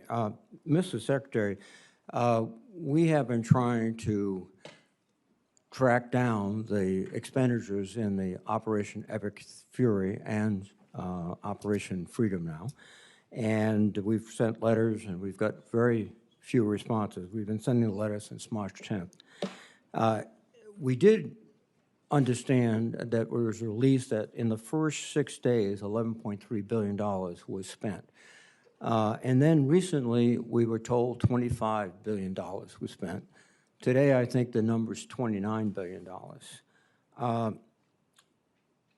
Can you provide some details as to what consists of that $29 billion? Have we counted everything? Yeah, Senator Reed, so I testified this morning to HACD that between the joint staff and the comptroller staff, our operational cost estimate is now $29 billion. A lot of that increase comes from having a refined estimate on repair and replacement costs for equipment. Our munitions costs are fairly fixed. We think they're very accurate, and there's some O&M costs there as well. We're not making an estimate for MILCON at this time. We don't know what our future posture is going to be. We don't know how those bases would be reconstructed, and we don't know what percentage our allies and partners will pay for that reconstruction. So you do not consider installations that have been damaged in the conflict, correct? We just don't have a good estimate at this time. So it's not in the $29 billion? That's correct. Expended weapons, are they totally included within the estimate? Yes, to the best of my knowledge, we have a full count of the expended weapons. And weapons transferred to other countries in the region, are they counted in? I would want to double check to make sure we have that accurately. Please, I mean, you're coming up and asking for another significant supplemental, et cetera, and before we can, I think, reasonably appropriate additional money, we have to find out how the existing appropriated dollars have been spent. So that's critically important. And I know also that the budget asked for another $350 billion in reconciliation. How essential is that to your budget? I would say it's extremely essential to achieve the generational investment that the president is trying to make. But that would be on top of the $150 billion we received in the big, beautiful bill, which would be $500 billion, half $500 billion in 2 years. And again, we're not getting, I think, the detailed spend plan, the detailed obligation plan for this. And without it, it's very difficult to say, just take the money and run. You know, we have a job to do too. Any comments, Mr. Secretary? We recognize that, and our you know, in a perfect world, everything's part of your regular order. This is a dynamic place with a lot of dynamic factors, and so in order to get where we need to with the historic investment for this department, we think this is the best allocation in order to get there, Senator. Well, I think detailed analysis, detailed data that we receive will help us make more sensible judgments. And, you know, we're just sort of vague generalities are not helping this committee make critical judgments. And the trade-offs are significant. Deficit is increasing dramatically. We have to be conscious of that. We also have to be conscious to helping American families just get by. And inflation just hit 3.8% today, which is I think the biggest numbers is 2023 or something. So we're fighting all these forces that are not directly connected to your mission, Mr. Secretary, but they are connected to our mission. General Caine, your observations on the future course of action in the Persian Gulf.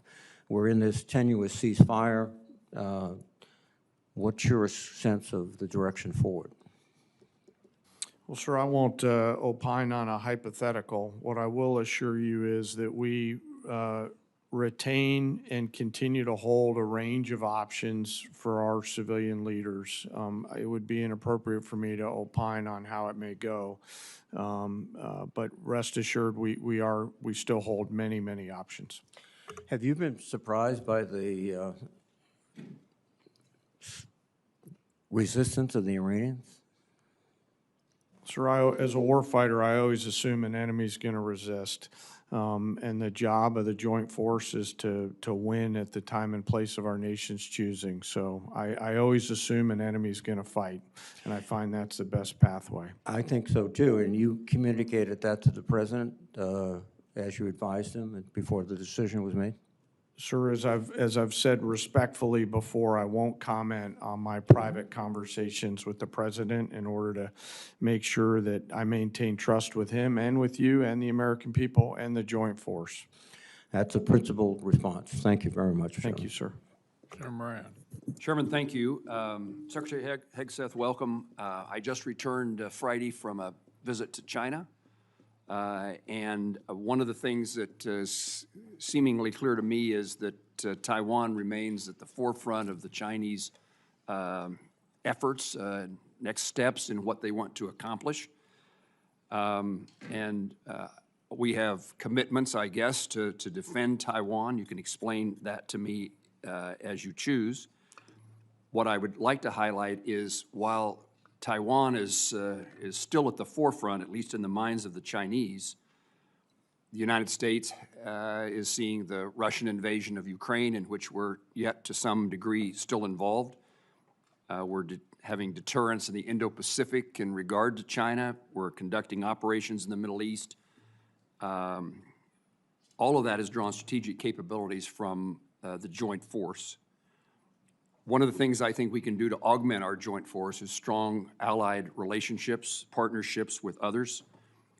Given the current threat environment that we are in and the scale of the global demands upon the United States, can you speak to how the department views the role of allies and partners in sustaining our global posture? And does the defense budget recognize reflect the needs to strengthen Allied integration and maintain credible unified deterrence? Senator, I appreciate the question, and I think foundational to it is a recognition that countries closest to the problem set should be most invested in ensuring that they can deter that adversary, which is why we want European capabilities to increase to deter Russian aggression. When you look at the Indo-Pacific, it's been a focus of our department since the day I showed up, whether it's ASEAN or Shangri-La or traveling to the region, going to South Korea, going to Japan, going to the Philippines, having them to our building to build out those relationships in a very real operational way. It's not about what we can sign. It's about what contingencies and dilemmas can we create for adversaries who may seek to expand their sphere of influence, whether it's militarily or economically or through pressure. And so I think while we've been involved in a lot of efforts around the world, through the president's leadership, we've reestablished deterrence. The world knows that America's word means something, from Maduro to the Houthis to Midnight Hammer to Epic Fury. When the president says you can't have a nuclear weapon, he means it. When the president says you're an indicted individual, he means it. Everybody sees that, including in the Indo-Pacific. And when you do that, plus build out your alliances, not based on talk, but based on capabilities, access, spacing, and overflight, training, interoperability in discrete ways, I think all the right people pay attention to that and see it. And that's been the focus in the Indo-Pacific for us for a while. And the budget request reflects those circumstance that you just described. Very what much we're so. I would achieving. say Admiral Poparo, his request, his line items, his input was front and center in the build of FY27 to ensure allies and partners are considered. Yes, sir. Secretary Hegseth, let me change the topic. I worked closely with Senator Cruz to introduce and secure the unanimous Senate passage of the Rotor Act.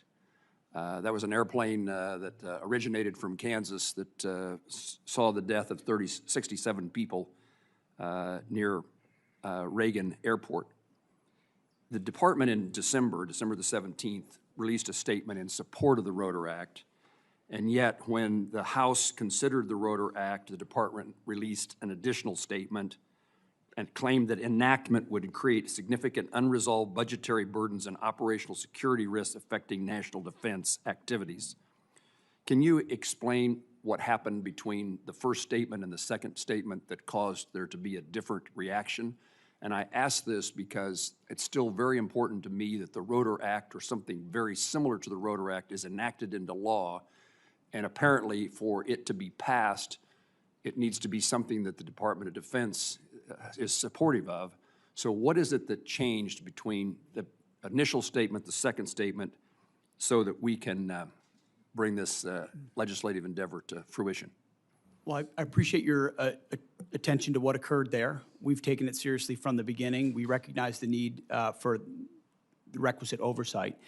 It was an earnest change. The department didn't think that the changes that we had asked for were incorporated properly into the bill, and as a result, we came out and opposed it. But we look forward to an iteration of that bill to get passed because we think it's important that it happen. If I can paraphrase in my words so I understand what you're telling me, it isn't that something changed, it was that what you asked for didn't get enacted in the Rotor Act before it passed the Senate? Correct. We think some changes that need to be made were not made to the bill, and as a result, we changed our position, but we look forward to supporting something in the future. Yes. In my 15 seconds left, General Caine, could I ask you to visit with me momentarily after the hearing so that I can raise a topic with you and have you point me in the direction of where I can find an answer? Of course, sir. Thank you. Jean Murray. Thank you very much, Mr. Chairman. Mr. Secretary, the war in Iran has not only cost 13 American service member lives, it is also costing American taxpayers dearly. Tens of billions of dollars and counting, and that's money that could be helping people perhaps get health care. But instead, we're paying for bombs dropped in a war that American people overwhelmingly oppose. Now, earlier this morning, I know that your team testified Trump's war with Iran cost $29 billion so far.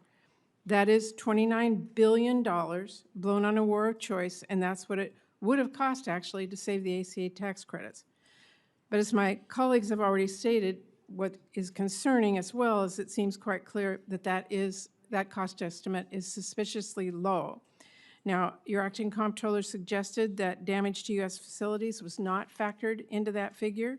It is clear that there has been extensive damage to American military assets. New reporting from the Washington Post and others indicates that Iran has hit at least 228 structures or pieces of equipment at U.S. military sites. Can you tell us what the cost of damage done to U.S. facilities is because of this war? Well, I think Jay covered pretty clearly what we can or cannot share, but I would simply respond that, and I think it's an important point, considering what the president is undertaking, is what is the cost of Iran obtaining a nuclear weapon?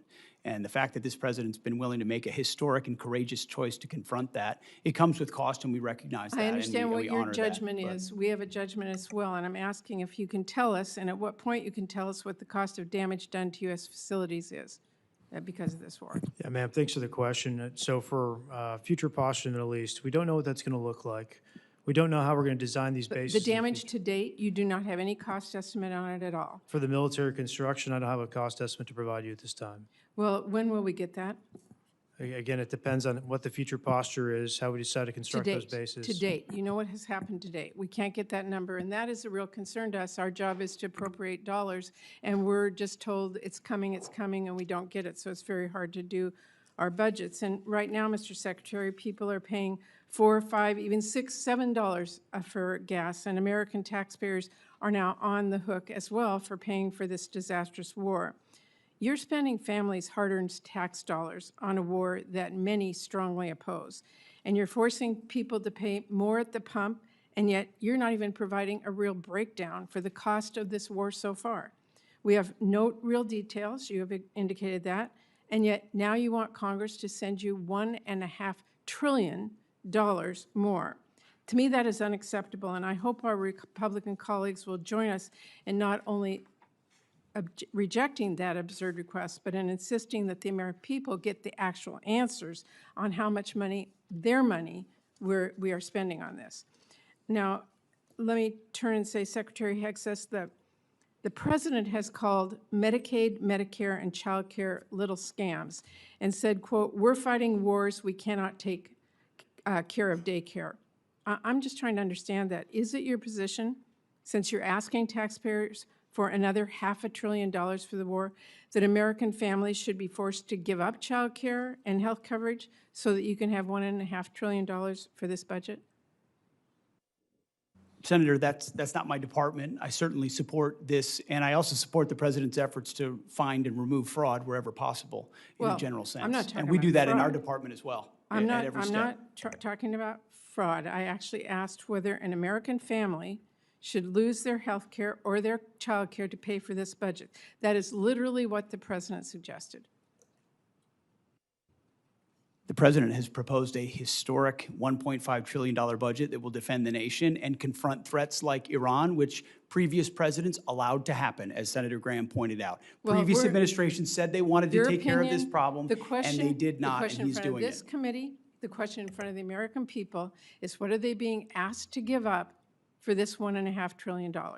That's where I was talking about. And lastly, Mr. Secretary, your budget request cuts through Trump's ramblings and really, to me, makes the truth clear that you and the president don't value families as much as you value defense contractors.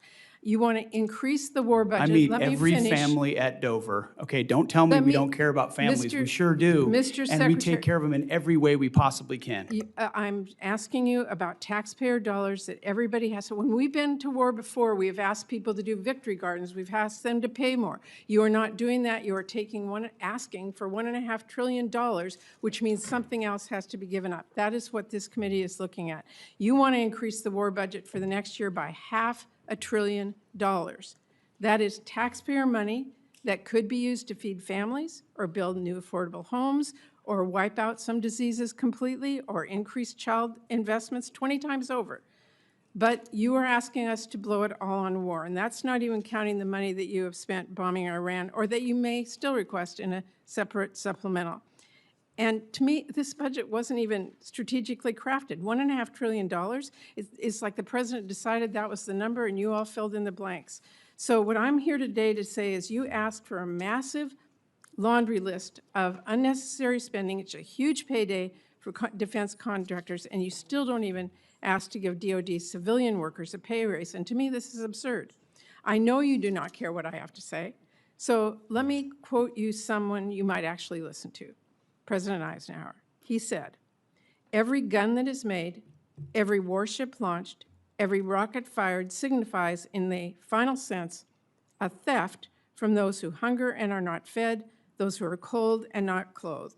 This world in arms is not spending money alone. It is spending the sweat of its laborers, the genius of its scientists, the hopes of its children." That is what this budget proposal is asking.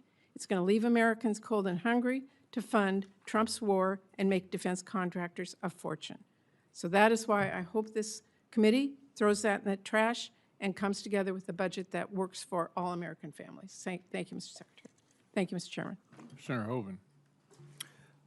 First, I want to thank you, gentlemen, and all of our men and women in uniform for the incredible defense of our nation, what we're seeing really around the globe, and certainly in the Gulf right now.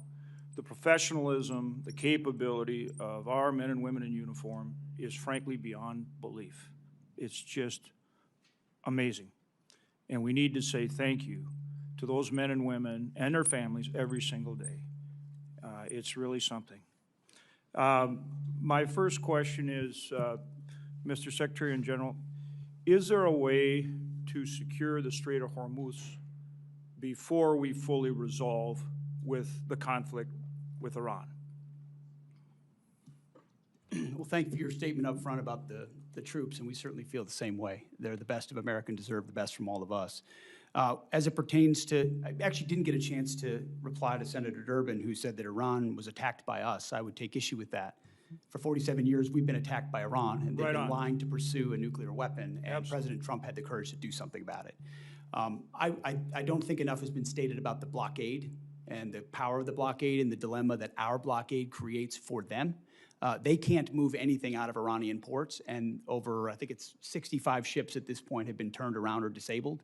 The economic pressure that creates on them greatly outstrips the pressure on us, and we don't use the Strait of Hormuz anywhere near as much as the rest of the world does, or certainly they do. And I think it creates a lot of dynamics for future energy dominance for the United States of America, considering the increased capability that our country has, not to mention opportunities in Venezuela. So we have a range of options, as the chairman and I have discussed extensively, mostly privately, but some in public, to ensure that transit were to continue, should the president or others want us to go in that direction. But ultimately, we control the strait. Because nothing's going in that we don't allow to go in. And trust me, when we look at what Iran's thinking about that, they know they can't break it, and it's very concerning for them. Iran only responds to strength and force. And that's specifically why I asked the question, in that their evil regime can make their people suffer and hang in there.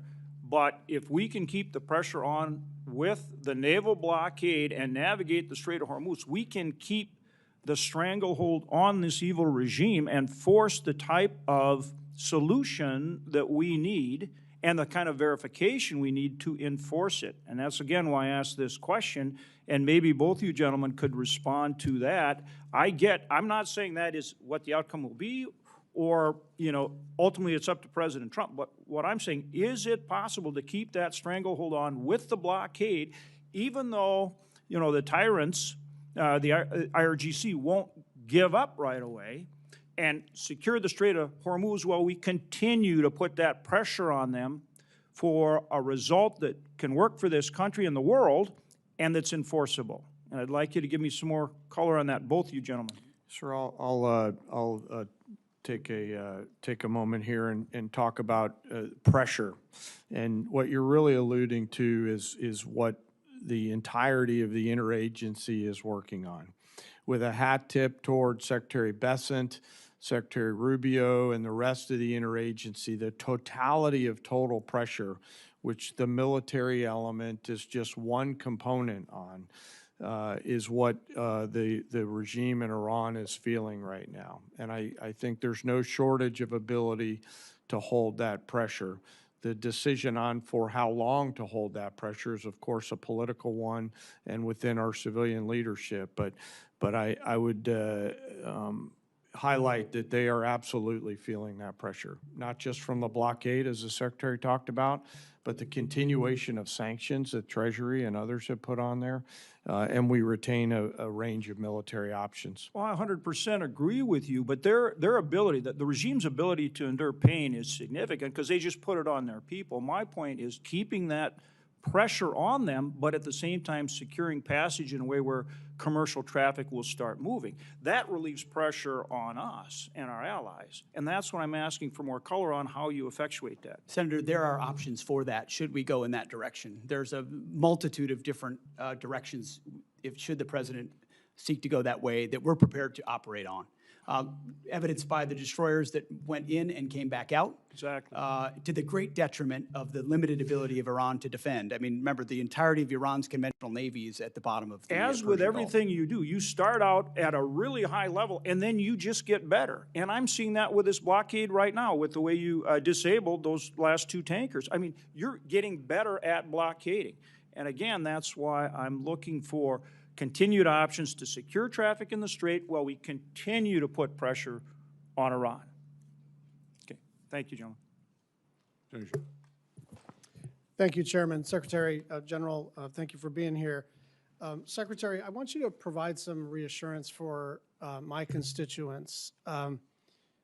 In 2019, the DIA published that Iran, quote, had swarms of small boats, large inventory of naval mines, an arsenal of anti-ship missiles that can severely disrupt maritime traffic in the Strait of Hormuz. In 2025, after Operation Midnight Hammer, a Brookings expert said, quote, "It is wrong to conclude Iran is now a defeated nation and will act accordingly. Iran's demonstrated destructive missile capabilities have penetrated nearly every part of Israel. Iran's arsenal could endanger American forces in the Gulf." And Senator Collins asked General Caine about the extent to which you were briefed and the president was briefed about the very likely outcome of this kinetic engagement. And there are some data points that seem to indicate that we did not see all of this coming or that we didn't account for it. We may have been briefed on it, but we didn't account for it. Parts of the THAAD and Patriot systems in South Korea were moved to the Middle East. This is after the war. After the war, munitions were moved from around the world to defend U.S. sites in the region. There was a rush.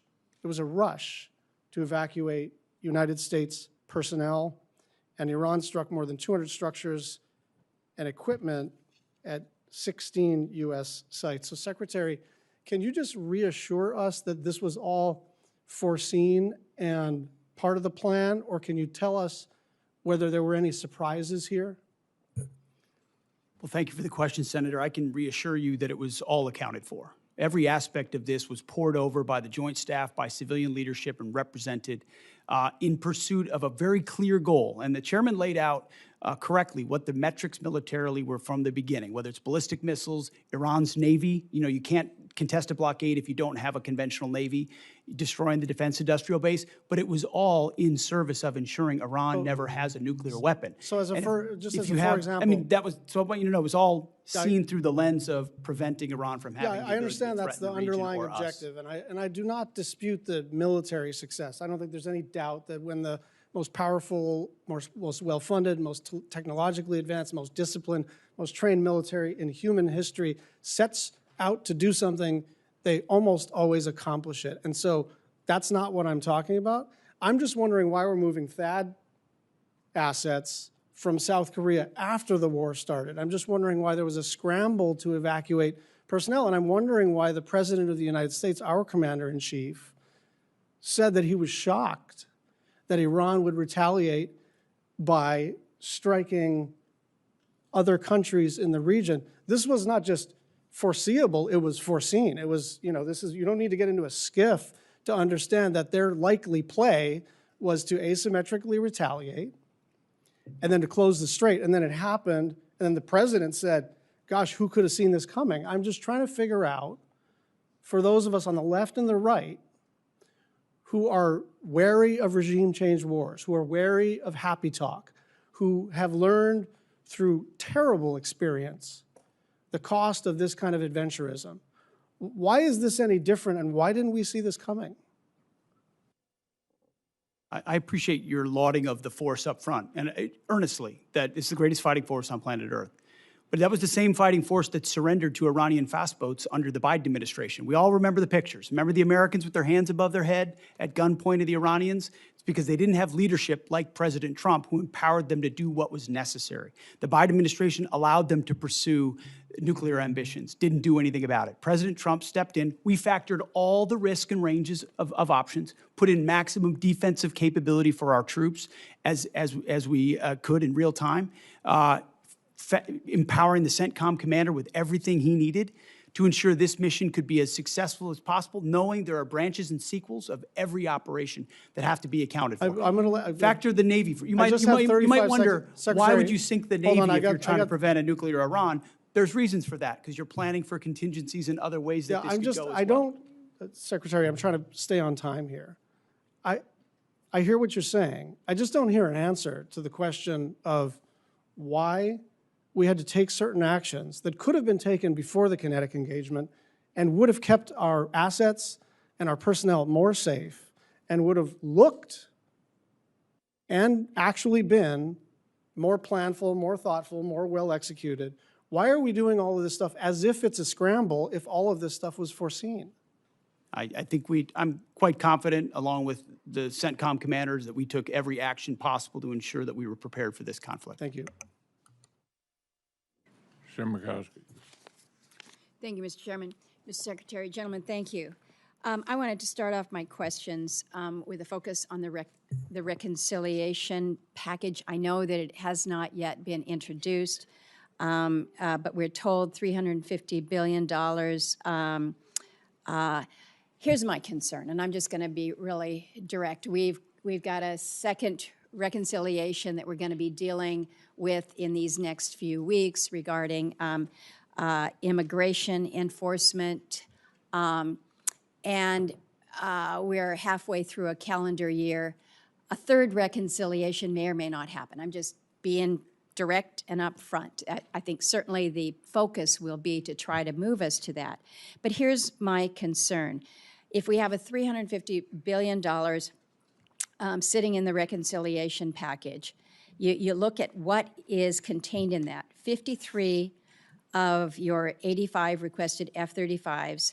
So I look at that and say, wow, if the reconciliation bill fails or doesn't advance, you drop below your own FY26 fighter procurement baseline.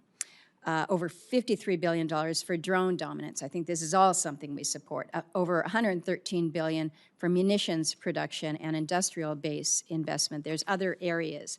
So here's my question. I worry about us banking on a third reconciliation package. I know we don't want to engage in the speculative here, particularly if it's a negative, but I'm worried about the committee accepting a defense budget where effectively a quarter of it, including some of the bread and butter procurement requirements, depends on a third reconciliation package that may be an uphill climb. And so I don't know, Mr. Secretary, if you can kind of walk me through why I shouldn't be worried about this, why what is included in the base budget bill will be the good coverage that we need, and it is not necessarily dependent on an additive of the reconciliation. Senator, I appreciate that perspective and share your concern. That's why one of the main efforts setting aside operations and everything we do in real time for the troops is ensuring that both the base discretionary budget and reconciliation are passed so that President Trump's historic budget is realized. Because of the underinvestment of the past, whether it's continuing resolutions or Biden budgets, we need to supercharge our defense industrial base, our munitions into the future. And so our entirety of our team and our department is running in the same direction to ensure that reconciliation as swiftly and as clearly and cooperatively as possible is passed alongside the base discretionary budget. Well, I understand that, but I just need you to understand our concern here, that you've got your base budget and then you have the reconciliation. I want to ask about the Iran authorization. No great secret around here. I have been talking about an authorization of use of military force. I understand that the administration has made clear that you believe that the actions taken thus far fall under the President's Article 2 authority. I think reasonable people have disagreed about the boundaries of presidential war powers for a long time. But the War Powers Resolution is pretty clear here. It requires the President to terminate hostilities within 60 days, absent congressional authorization. I think it's important that we in Congress actually assert our own role and responsibility to this. That 60-day clock expired April 28th. And then on the 1st, the administration sent letters to congressional leaders asserting that the hostilities has ended. But I think where there is confusion is when the President says hostilities have ended, we still have 15,000 troops that are forward deployed, more than 20 warships in an active naval blockade. CENTCOM has redirected 61 commercial vessels, disabled tankers. In other words, it doesn't appear that hostilities have ended. And so the question to you is whether or not the administration has considered or had intended to seek an authorization of use of military force from the Congress. Senator, our view is that should the President make the decision to recommence, that we would have all the authorities necessary to do so. Do you think that it would be helpful to the President if it was made clear that, in fact, the Congress did provide an AUMF? I think the President, our view is that he has all the authorities he needs under Article 2 to execute. Thank you, Mr. Chairman. Okay, here's where we are. The vote is about over. The Secretary has to get with the President on the China trip. I'm going to ask Senator Murkowski to wrap up. And thank you all for being here. Baldwin, Shaheen, and Kennedy. Baldwin, Shaheen, and Kennedy still have questions. Wrap up after. Hold here.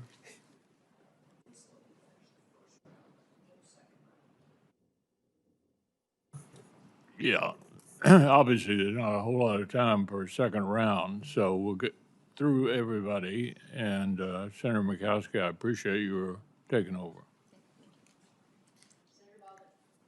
Thank you. Secretary Hegseth, Chairman Caine, thank you for being here today. Today is the first time either of you are appearing before this subcommittee since the abrupt choice was made to cancel the acquisition of the Constellation-class frigate, which was being built in Wisconsin. These ships were meant to provide vital capability to the Navy in the event of a future war against China. And they were certainly part of our calculus of deterrence through strength. Canceling this program placed thousands of jobs in Wisconsin at risk and left our fleet less prepared. You know, President Trump has talked a lot about making ships in America again. But I have to tell you, dramatic and misguided decisions like this pull the rug out from under our shipyards.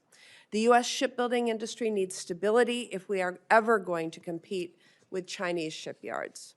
Wisconsin workers who have decades of experience building world-class vessels that defend our nation, that serve commerce and provide transportation, they need stability as well. So I'd like to start with a question to you, Chairman Caine, on the medium landing ships. The Navy's new amphibious ships, which will now be built at the same Wisconsin shipyards that were working on the Constellation class less than a year ago. How important are medium landing ships to future U.S. operations in the event of a war? with China? Well, Senator, thanks for the question, and I do want to highlight, no matter what the policy decisions are, the great workers up there and in your state, and as the Joint Force considers the options that the medium landing ship would bring to the table in terms of assuring a mobility gap, in filling that gap and allowing us to project power at the Secretary and the President's choice in choosing. While not stepping into the Navy's boundaries and mindful that the CNO and SECNAV and acting SECNAV in this case will have views, I hope we'll carefully consider this capability and then, if appropriate, bring it forward to the Joint Force. Yeah. Well, unfortunately, the department included the request for funding the construction of 6 medium landing ships in that partisan part of the budget request, the reconciliation, which is in danger of potentially not even passing this year. To be frank, it does not give me confidence that we are taking this program seriously. What would the impact be if Congress did not appropriate funding for the medium landing ships in fiscal year 27? And are you comfortable with the pace that the Navy is planning on building them, Chairman Caine? Well, I'll acknowledge that I think it was yesterday or the day before that they released their shipbuilding plan. And given all the things that I'm juggling in this job that I'm so lucky to have, I've not gone and done a deep dive. So I'd like to come back to you. Please do. If you're okay with it on that matter, so that I don't wing it. Yeah, thank you. I want to now turn to the war with Iran. Yesterday, I had a chance to meet with service members who were injured in the opening days of the war. They struggled to receive adequate and timely care for their injuries in the Middle East, and the fighting kept them from being quickly evacuated to Landstuhl after being injured. These service members have since been diagnosed with traumatic brain injury, but initially struggled to get properly evaluated or treated, in part because some of our military hospitals overseas and in the U.S. did not have the capacity for them. They had to wait for more than 3 weeks to receive the treatment they needed, and it seems clear to me that our military medical system was not prepared to treat those injured in this war. Secretary Hegseth, did DOD review our military health system's readiness to treat those injured in war with Iran, and did that impact your recommendation to begin Operation Epic Fury? Well, the view of the department was always to, as expeditiously as possible, move anyone injured that needed further care to Europe for that care, with the recognition that, thankfully, 90% of those that have been injured in Epic Fury have returned to duty. So most of those injuries have been minor enough that they return, but we always catalog if there could be future complications to ensure that they get care in the future. It seemed to me, from what I heard, that we weren't prepared in theater, we weren't prepared in Germany, and we weren't prepared immediately upon these soldiers' return to the U.S. Can you commit to ensuring that every service member, including my constituents, will receive necessary medical care after being injured in this war, and that the military health system is now prepared for any future casualties in this war? We have been, and we will continue to be.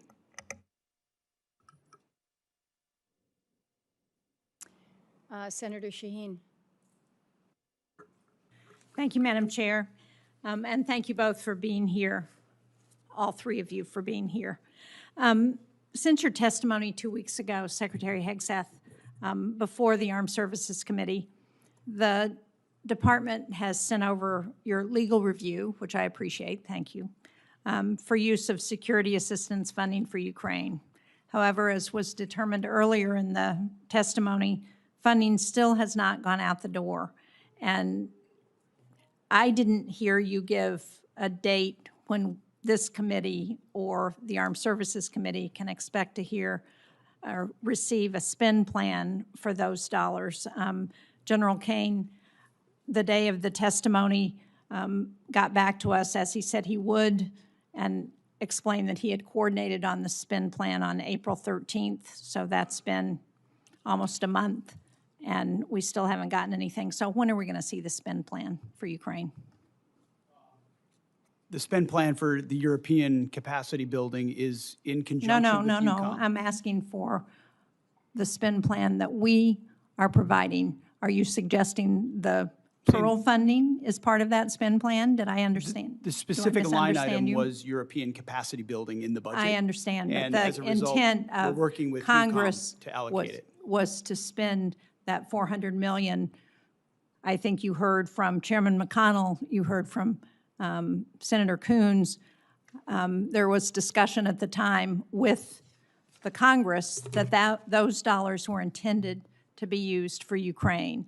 And the reason it was designated as it was because what we heard from Speaker Johnson was that the president was going to veto the bill if Ukraine was mentioned in it anywhere in the bill. And so that's why the determination was to use the term European, but the clear intent was for that money to be spent for Ukraine. So again, when is the money going to go out the door? When is this committee going to get the spend plan? Ma'am, we're expecting to see a final spend plan for that this week, and once we have it, we can provide it to Congress. And who still has to review the spend plan? So General Caine's review isn't enough? Well, ultimately, and he passed me a note on this earlier, European Command is going to take the lead on ensuring this gets I know, employed but most General effectively. So that's where Brinkovich, as I pointed out 2 weeks ago, had already reviewed the spend plan. So we're not waiting for him to do that, as I understand. No, ma'am, I believe we are. I think UCOM is trying to make a few tweaks to the spend plan. Okay, so when do we think we will get it? I believe we'll have it to you this week. Okay. And when do we expect money to go out the door once that spend plan is available? I don't know what they're putting in the spend plan, so I can't tell you what the schedule will be for contracting. That will matter. What they choose to buy with that money will determine how fast it goes out the door. Okay, if this committee doesn't come back to you, I can guarantee you the Armed Services Committee is going to come back to you and get an answer to that question. Secretary Hegseth, a number of members of Congress have expressed our concern that Iran is receiving intelligence support from Russia to target our service members, even as we loosen sanctions on the Kremlin. Russia's making $4 billion from oil sanctions relief because we've loosened those sanctions. As has been testified to, an Iranian Shahed drone costs about $35,000. That's enough money for hundreds of thousands of drones supporting Russia's war in Ukraine, and billions for Iran to reconstitute its industrial base. So if one of the goals that's been outlined by the president as part of this war is to destroy Iran's defense industrial base, don't you think we ought to be putting more pressure on Russia and putting those sanctions back on those Russian oil ships so that they are not continuing to fund Iran in this war? Senator, we know Russia is a nefarious actor on a lot of levels and account for that, but I would say the destruction of Iran's defense industrial base has been highly All effective evidence in to the this effort. contrary. We're not accounting for that if we're giving Russia the opportunity to earn $4 billion a month, $20 billion by the end of the year if we leave those sanctions lifted for that time, during which they can continue to fund Iran. Well, the destruction of Iran's defense industrial base has been clear and overwhelming. The destruction of Iran's defense industrial base has been clear and overwhelming. Well, it's certainly not clear to me as a member of the committee, because what we see is Iran still producing drones. They're still engaged in this conflict. We have not won this war There's a difference between the rhetoric. pulling a drone out of a cave that's been collapsed and producing more drones. That's a different thing. Well, maybe so, but if Iran still has almost 50% of their missile capacity and the ability to pull drones out of caves and still injure our allies and U.S. service members, then we have not won the war. We are told that Senator Kennedy should be here in mere minutes, and so Senator Coons, if you want to ask a couple questions until he arrives. Thank you, Senator Murkowski. Mr. Secretary, I'm just going to follow up on the questions I asked in my first round and the questions that had been asked by members of both parties. In my assessment, there was no imminent threat to the United States that justified the president using his Article 2 powers, and there was insufficient preparation to make sure that we had the right troops, the right capability deployed. There used to be a consensus in national security that America should only go to war when there's an imminent threat to our national security, when all other options have been exhausted, and when we have clear objectives and a plan for how it ends. As General Caine testified, the military was given 3 clear goals: sink the Navy, attack and destroy the ballistic missile launchers, and degrade their defense industrial base, and you've accomplished those. But President Trump celebrated regime change after saying that regime change was the real goal.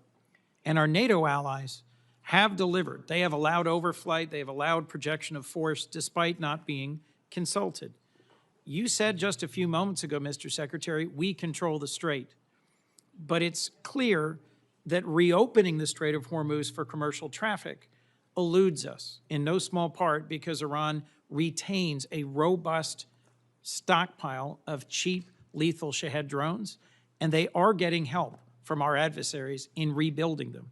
What is your plan for reopening the Strait of Hormuz, Mr. Secretary? I would just note that the majority of your question was highly disingenuous and loaded with suggestions that I very much don't agree with. From the beginning, please feel free, sir, to pick any one of those From the things. beginning, we've been very clear about the military objectives and Yes. the underlying strategic objective, which is preventing Iran from getting a nuclear weapon. Yes. Take, for example, the fact that Iranians' conventional Navy, they had aircraft carriers with Shahed drones on them before this started. They had full-on destroyers and battleship capabilities, none of which they have anymore.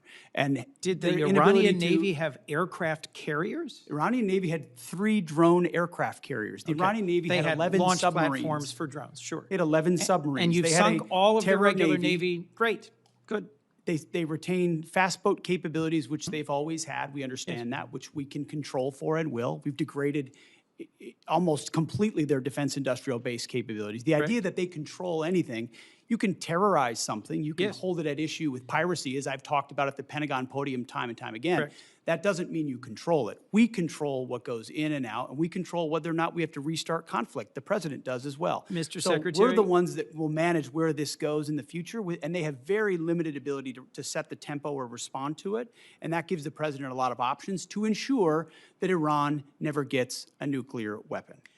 The connection between their ability to close the Strait of Hormuz using fast boats and Shahed drones and our strategic goal, shared broadly, to prevent them from ever having a usable nuclear weapon is utterly unclear to me. And my question was, what's the plan for reopening the Strait of Hormuz to commercial traffic, given Shared broadly, but skyrocketing never prices? executed. Shared broadly, but never executed, because previous administration didn't have the willingness to actually do what it would take.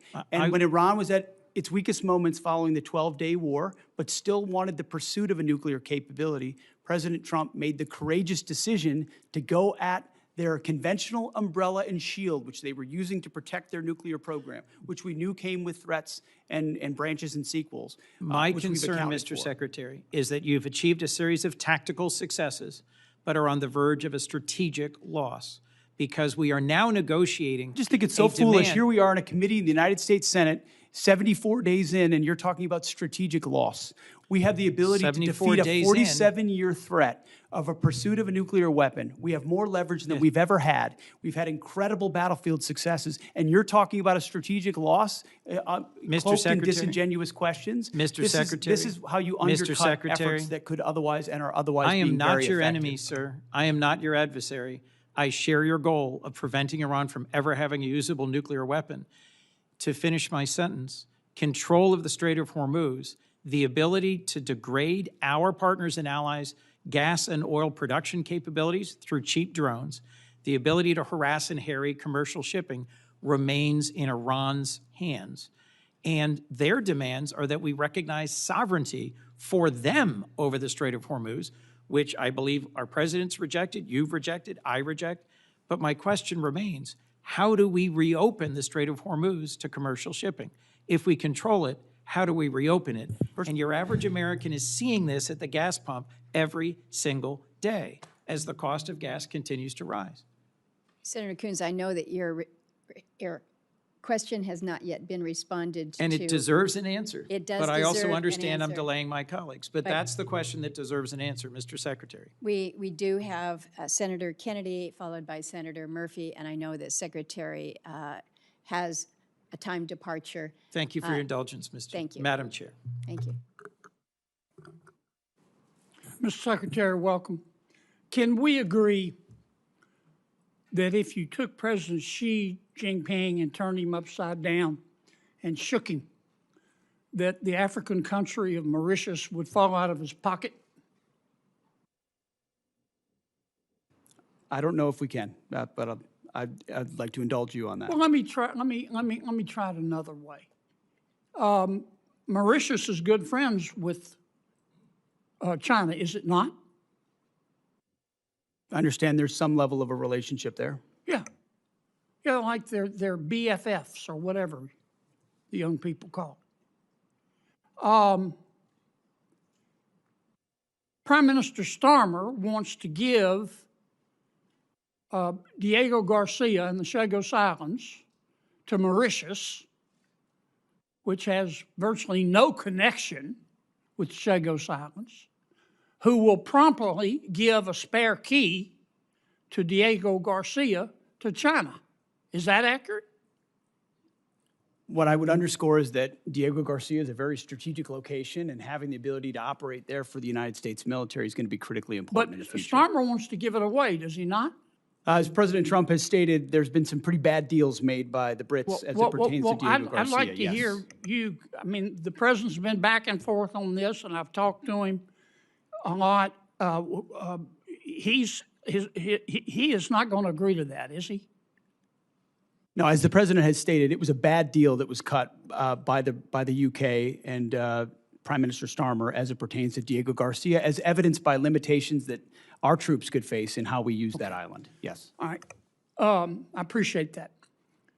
My understanding is that the classified information and unclassified, it's public, showed that our intelligence discovered that not that long ago, Iran had developed the supreme leader, now dead is fried chicken, but they have a new supreme leader, had developed a new game plan for their nuclear weapons program. And their game plan was to jack up missile, both ballistic and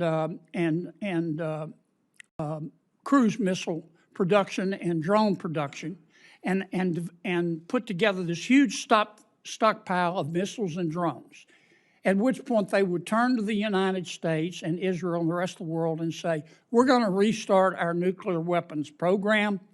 If you bomb us again, like you did in June, we will destroy the Middle East. And by the way, our missiles can now reach Berlin and London and Paris. Is that my understanding of one of the reasons, the main reason we went into Iran? I think that's pretty well articulated, Senator, that they were trying to use the umbrella of their established conventional stockpiles to blackmail the rest of the world in pursuit of their own nuclear weapons. Now let's Yes. talk about Iran today. Can we agree that Iran, both the public and the private sector, is being held together right now with spit and duct tape? Spit and duct tape is not a doctrinal term, Senator, but I would agree with something along those It's a lines. Louisiana term. I mean, 7 out of 10 Iranians are out of work. We bomb their infrastructure. They've got 70% inflation. Their internet's shut off. You know better than I do what we've done on the military side. Their launchers, gone. Their missiles, for the most part, gone. Their drones, gone. Do they have some left? Yeah. Their Navy, gone. Their Air Force, gone. You can get in an airplane, you personally, and fly anywhere you want to across Iran right now and feel safe because they don't have any air defenses. It will be, in my opinion, 20 years and cost $1 trillion before they're even back somewhat to normal. And I don't have the slightest idea where they're going to get the money. If they think China's going to give it to them or Russia, they've got to learn a hard lesson. To that extent, have we achieved our objective in Iran? Objective, as this president has stated from the beginning, is to ensure they don't get a nuclear weapon, and President Trump remains dedicated to ensuring that happens. And everything you described with the military degradation of their country was in service of ensuring they never get a nuclear weapon. This is what I never understood the president to say, I want a regime change in Iran, and I want to obtain all of their fissile material. I've never heard him say that. What I heard him say was, I don't want to go back through it, but our goal is to cripple them so they can't blackmail the rest of the world. Now, many of my Democratic friends are now trying to say we have lost. Here's a footnote. You're not going to get Democratic support. They're not. They're not going to support you, Mr. Secretary, because they don't support President Trump. I know that's not a newsflash. But they say we've lost. I don't get it. I don't understand how we've lost. Is the strait closed? Yes. But if we continue that blockade, where nothing's going in and nothing's going out, eventually they're going to have to shut down their oil fields, are they not? Half of their oil fields are low pressure. Once they put them down, they're not going to get them back up. Am I missing something here? No, that's why the president is right when he says we hold all the cards, and we do. And we've got the best deal maker in the world able to make the best deal for the United States of America. And if we have to go back at it as the Department of War, we're ready to do that as well. Well, keep two things in mind. You're not going to win over my Democratic friends. It's not worth getting your blood pressure up. Focus on other things.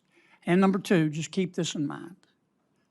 America first does not have to mean America alone. America first does not have to mean America alone. We need all the friends we can get. They need to carry their own weight. They need to pay their bills. But the more the better. I'm sorry I went way over, but I sure do appreciate Senator it. Kennedy. Senator Murphy. Thank you, Madam Chair. Thank you all for being here. Let me give you a chance, Mr. Secretary, to answer Senator Coons' question, which is a really simple one. How are we going to get the strait open? Because nothing matters more to our constituents than doing something about these spiraling gas prices, which are bankrupting families and farmers all across the country. And maybe let me ask it this way. This is the first time you've come before this committee, but in other briefings, people that work for you have told us in plain terms that there is no military mechanism to reopen the strait, that ultimately it will be a political decision made by Iran. And I think you're confirming that here today by suggesting that it will be economic pressure that will create a political imperative inside Tehran to open the strait. So can you just confirm for the committee that there is not a military mechanism or means to reopen the strait, that ultimately we have to essentially use diplomacy, economic diplomacy in this case, in order to convince Iran to make the decision to reopen the strait? I would say, Senator, there most certainly are military means by which we could open the strait, both on targets on land and also with what we do with our naval capabilities, not to mention our naval blockade. Why haven't you done, if that's true, and that's not what has been testified to us in private briefings, why haven't you done that already? Ultimately, a long-term, a preferred long-term approach would be a deal where they open it up, where they stop being pirates of international waters and allow countries from all nations to flow. You know, these aren't U.S. ships that are being blockaded there. These are ships from all around the world, creating much more pressure for other countries than ours. So the bad guy here is Iran, who's closing the strait through piracy effectively, because they really only have fast boat capabilities. We're blockading them. None of their stuff's getting out. They're feeling all the pressure. Okay, so here's my follow-up question. You don't worry that through a study of history, you might come to the conclusion that you are overestimating their willingness to cave based upon economic pressure. The Russians believed years ago that Ukraine would cave because of the economic pressure they were putting on Ukraine. We thought the North Vietnamese would cave because of the economic pressure we were putting on them. Your own intelligence estimates, as has been reported, suggest that, in fact, the Iranians are in a position to hold out for potentially years. This is a high-risk strategy. to hope that this economic pressure will eventually cause them to voluntarily reopen the strait when there's plenty of evidence from military history to show that countries that are being attacked or invaded or occupied are actually willing to put up with a whole lot of economic misery in order to preserve national pride. Well aware. We understand all of those historical case studies, and it's not just economic pressure. There's military pressure, diplomatic pressure. We certainly have a lot more military pressure we can bring to bear if the president were to choose to do so. I think there are a lot of different dynamics cards that the president can play, holding all of them to ensure even greater economic pressure or even greater military pressure in Iran. And they know that, and that's why the negotiations are serious and ongoing right now about giving up their nuclear capability, because they understand. And the problem is time is not on our side here. I believe you are being way too optimistic in your assessment of their potential to cave. But if this goes on for another 30 days, there are going to be thousands more farms that will go bankrupt. There are going to be families that are going to be ruined. And so time is not on our side. And I just don't believe that Iran is ready to capitulate yet. And if they capitulate in a year, there's going to be a whole lot of families and businesses that are ruined in the United States.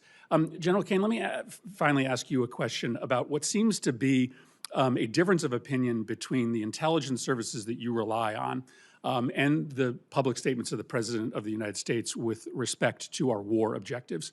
The Secretary and others in the President's cabinet have said very clearly that our war objective is to destroy Iran's missile and drone program.